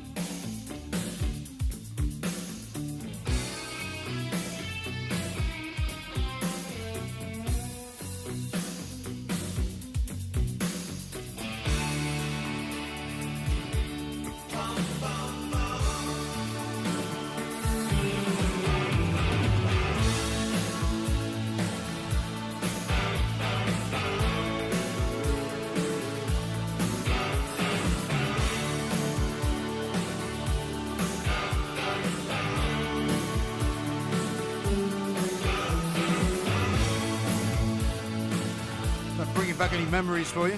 Absolute Beginners? Yeah, sort of. You know, there's a bit of romance going on at the time, I have to say. So maybe. No, we haven't told our listeners about the celebrity we bumped into on the way out of Wembley. Oh, no, we didn't, did we? Because, of course, we did the show from 1 till 4, which was just, I suppose, before the kickoff, which was at 5:30. Yeah, that's and right. as we were milling around outside, we sort of escaped from the madding crowd, we did. Went down a street that was quite quiet. Yes. And then who should be walking towards us but the former Chancellor of the Exchequer? Yeah, Mr. George Osborne. Luckily, it wasn't Ed Balls. I suppose that might have been a bit more awkward. That's right. Yeah, so anyway, we stopped. And George Osborne, of course, who's a Chelsea fan, right? Chelsea fan, that's right. Yeah, now the editor of the Evening Standard. Of course, we have friends at the Evening Standard, so we've heard about his initial days as editor. Yes. So we stopped him in the street. I think you frightened him, actually. Did I? I think you frightened him. Really? You look very. I mean, he's a guy that's not comfortable. I don't think really. He's sort of conversing with people he doesn't know. No, I agree. He looks very. But you kind of were quite vociferously and enthusiastically greeting him. Yeah. And I think he was a bit worried that you were some kind of maniac. I can't remember if I shook hands with him. Yeah, you did. Yeah, I think so. Yeah. Well, you sort of shouted, "Mr. Osborne," from the sort of reasonable distance away. And he looked up, and he was with some guy who looked like, I suppose, a friend of his. You know? I think he was his minder. No, he was too young, wasn't he? Oh, I don't know. I didn't I don't notice think he it. has a minder now because he works for the Standard. Why would he have a minder? Well, because he is still the former Chancellor of the Exchequer. Yeah, but I don't think he gets. I don't think he gets one, as it were. No, oh no, the government wouldn't give him one. But I mean, you know what I say, minder. I mean, you always take somebody along with you as a comfort blanket, don't you? So, so I said, yeah, hello, Mr. Osborne. I said, may I introduce ourselves? I said, we are the two Mikes from TalkSport Radio. We're all in the same business now, you know. Yes, because you said to him, I don't wish to greet you as Chancellor, you know, just because you're the former Chancellor of the Exchequer. Yes, but as a fellow journalist. Exactly. And he was kind of just a bit. He looked like he was a bit taken aback. Yeah, that's right. He didn't realise he was a fellow journalist because he's still getting used to the idea, I think. Yeah. So then we said, how's it going? You're settling in. And then you said, by the way, we're very good friends with a colleague of yours. Yes. And we named the colleague, who happens to be the deputy on the same publication. And he said he's a very good man. Yes. Didn't he? He did say that, yeah. And in fact, I texted him did you? later Excellent. that day. Excellent. And he thought it was very funny that we had bumped into him. Yeah, that's right. To tell him he's a very good man. That's but excellent. Well done. And I'd forgotten, actually, because one of the things you don't realise, I suppose, looking at him on TV, is he's quite tall, isn't he? He's quite tall and quite thin. Yeah. And I looked at him, and then when I got 3 paces away after leaving him, I really regretted having not launched into him and asked him why he's trying to destroy me. That would be unfair, though, wouldn't it? Yeah, why he's trying to destroy me by having lumped so much stamp duty onto buy-to-let properties and, you know, trying to curtail the investment opportunities to people like me. Yeah. I'm not entirely sure he would have taken that well. Well, he wouldn't have done. It would have been rather unfair, as you quite rightly say, to have unsettled him like that a few minutes before the start of the FA Cup final. Yeah. However, if I see you again, George, you're getting it. Well, maybe down at Stamford Bridge. Spiegel says it's the amount of salt that's the problem. Too much puts stress on the heart and kidneys. What caused Porky's bad heart? Yeah, well, I don't think it was salt intake, was it? Yeah, but I'm telling you that this new book I've got, and I'm going to get hold of the author of this book and get him on the show, you know, this week or next. Okay. Says that it's all based on false research by scientists. But the trouble with all this there's stuff... no problem there at all. No, I know, but the trouble with all this stuff is that you then have to make a leap of faith and either take this guy's research seriously or believe the previous research. You know, what are we supposed to do? When you get conflicting information and you haven't got the ability to actually lab test a few rats with salt, how do you know? Well, all I can tell you is... you can't just keep believing the last guy that said something. I've been a salt fan all my life. I know I've sometimes eaten real excessive amounts of salt. You know, I've chuck it on my fish and chips in huge quantities, really, and everything else that comes with salt, you know, including celery. Yeah. And it's never harmed me in any way that I can possibly know. But they never mentioned that was contributing to your heart problem? Never. They've never said that we've detected this in your body. Because if you eat a lot of salt, it leaves deposits of, what's salt made of? Sodium. Sodium, that's right, in your body and all that kind of stuff. I've never once had an indication that could have been part of the problem, really. Right. Yeah. How about this from Adam? Are you willing to do a show in Spain for the expats over here? We've often talked about doing a show in Spain. Yeah. And we may well do. We might go to Marbella and do it. Marbella or Mallorca, maybe? Mallorca's not a bad idea. Mallorca might be good. Well, Ibiza is party Ibiza could be island, good. Isn't it? You know. Yeah. But we're going to have to do some research into that. It would have to be in either April, May or September, October. I'm not going into the Mediterranean June or July. You're not? No, it would kill me. Well, it wouldn't kill you. You came to see me in Mallorca last year. Yeah, I know, but that was for 1.5 days, and I wasn't in a work mood at all. True. That was to splash around in a pool with you. Yeah, exactly. The pictures are still available, by the way. What? The pictures are still available. Still available, yeah. Right, old Luxury Lizzie, who's always on the go.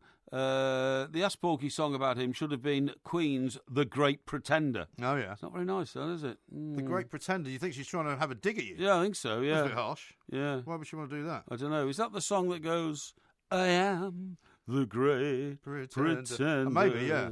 Oh, that's Freddie Mercury. That's quite a good song, actually, because it's written by Freddie Mercury. In fact, Freddie Mercury never wrote a bad song. If it's written by Freddie Mercury, it must be a different one, wasn't it? Because I think that's an older song, which wasn't written by Freddie Mercury. Well, did he sing it then with that lady from Barcelona? You know, he did a duet with a great classical lady singer. Oh, did he? Yes. I didn't know that. He did, yeah. Don't you remember? No. You know, Barcelona. No, I don't remember that at all. Barcelona. Is that what she kept singing? Barcelona. I don't remember that at all. Yeah, I do. No, I wish mean, I could remember her name. The Great Pretender one that you're singing, I think, is like a Roy Orbison song. Oh, yeah. Isn't it? The Great. Well, Yeah. I'm sure Freddie Mercury sung it. But well, anyway. he might have done. But what I'm saying is if he's written it, then it will be a newer and different melody. Oh, I see what you mean. Yeah, That's what I'm saying. Right, now then, one or two things I need to just raise with you. Yeah, go on. And Because we're nearly out of time, you realise that, don't you? yeah, one of them is a new device which I've been offered. And have you ever taken a selfie? A device. A selfie. yeah. Well, kind of. Well, we took a selfie, not last weekend, but the weekend before. Where? On Wembley. We were walking up to Wembley. Oh, Remember yes, that we picture? did. That's right. Yeah, okay, yeah. Where we're both kind of staring into the That's into right, the yeah. screen. So we did. So we do it really for business reasons. Yeah. Don't do it for vanity reasons, I right? never take selfies of myself No, doing. I mean, I take a lot of pictures. Yeah. But most of the pictures I take, I'm not in. Yes. If you know what I mean. Yes, okay. Yeah, I totally agree as well. Now, have you ever used a selfie stick? I never have. No, exactly. No. And I presume it's got some sort of a button on the end which activates the camera. I think yeah? so. Yeah. Right. Well, I mean, they were for a very long time quite sort of visible all around. Yeah, that's right, yeah. Nowadays, you really only see them in the centre of London, where a lot of tourists are walking that's around. right. Yeah. You know. Well, you don't believe this, but what I've been offered now is I got Yeah. this through the post today was a it's called the selfie feet, and what you do is right. You imagine now getting your camera, right, and I'm going to move a little bit away from the microphone. Yeah. And you put your foot up on the desk like that. Oh, yeah. And Right. then this device allows you to put a glove on the end of your foot. A glove. Yes, into which your camera fits. And you have a handheld device, Right. and then And you take a picture of yourself. take a picture of yourself off the end of your foot. That's ridiculous. It's not. Why would you want to take a picture of yourself off the end of your foot? because people, I'll show you a picture, an illustration of how it's used, you see? Yeah, right. Right. No, I mean, So, I get it. I just yeah. don't understand why you would want to do that. Well, because... it gives you more of a sort of depth of field, I suppose. Well, it does. And also, remember, if you're taking a selfie with your hands, then one of your hands at least is making your body turn to an awkward angle, Sure, isn't it? You yeah. know, And you hold can't it get right in far front of your enough face. away, maybe. But this, I can imagine, on the end of your foot, you could smile Yeah. and look and then move your foot in, move your foot out, Yeah. look at the angles and all that. I think it's a great idea. Well, except for why would you Great want to be idea. so obsessed with taking your own picture, though? is Well, the thing. just in case, I mean, if you're, say, carry for around the example- back of the car in case I felt like taking a picture of Well, myself. say, for example, that you Yeah. were in a place of great beauty, Yes. and you wanted to take a picture of yourself to show that you were there. Say, for example, you were Yeah. up Mount Etna, Yes. for want of a better Yes. description, right? That would be a ridiculous idea to Why? lie down and put your foot glove on, attach the phone to it, Yeah. and sort of lie there in such a way that you could take. Because I mean, it's all right if you're sitting at a desk, but if you're out and about, No. how's that going to work? No. If you're on the slopes of Mount Etna, Yeah. you merely sit down, you Yeah. don't lie down, Uh-huh. and you put the phone on the end of your foot, and you raise your foot a foot off the ground, Or and then maybe you've got the cross whole your of Mount knee or Etna in, something like the whole of Mount Etna in the No, I background. don't know. It No, seems- it it seems works. a I bit think odd. it's very good. Seems a I bit think odd it's to very me. good. So you're going to get one then? Most of the best ideas are simple ideas. I may. I'm thinking about it. Talking of simple ideas, Yeah. I'm still not used to, and I don't know what you think about this, but the idea that the playoff winners, i.e. Huddersfield, Yeah. who came up in this £170 million game yesterday, get a trophy. Yeah, Whereas- I know what you mean. Whereas the whereas second team, the first- Brighton, yeah, didn't. no. Yes, I know. It Yeah. just seems a bit strange. Well, doesn't it? that's been an anomaly for a number of years now, but I mean, it's just the way it is. I can tell you something.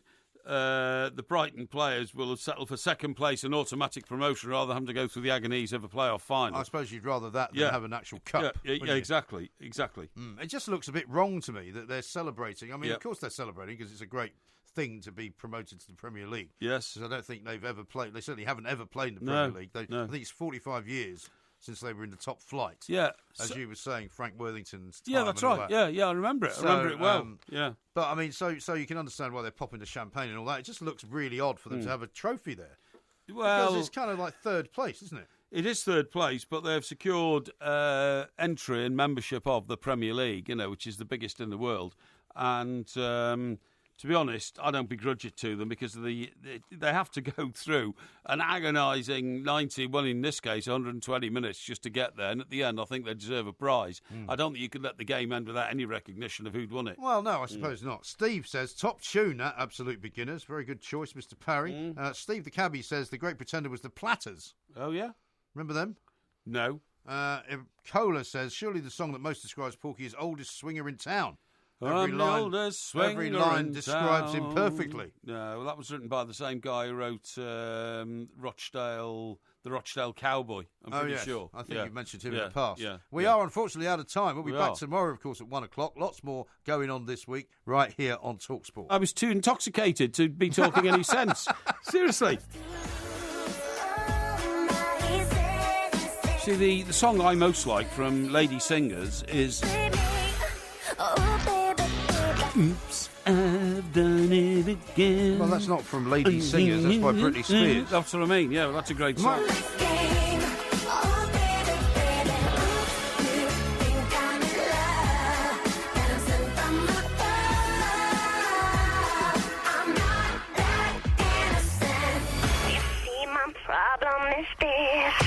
I'm dreaming away, wishing that heroes they truly exist. I cry watching the days. Can't you see I'm a fool in so many ways? But to lose all my senses, that is just so pathetic, baby. Oh, I did it again. I played with your heart, got lost in the game. Oh, baby, baby, you think I'm in love, and I'm sent from above. I'm not that innocent.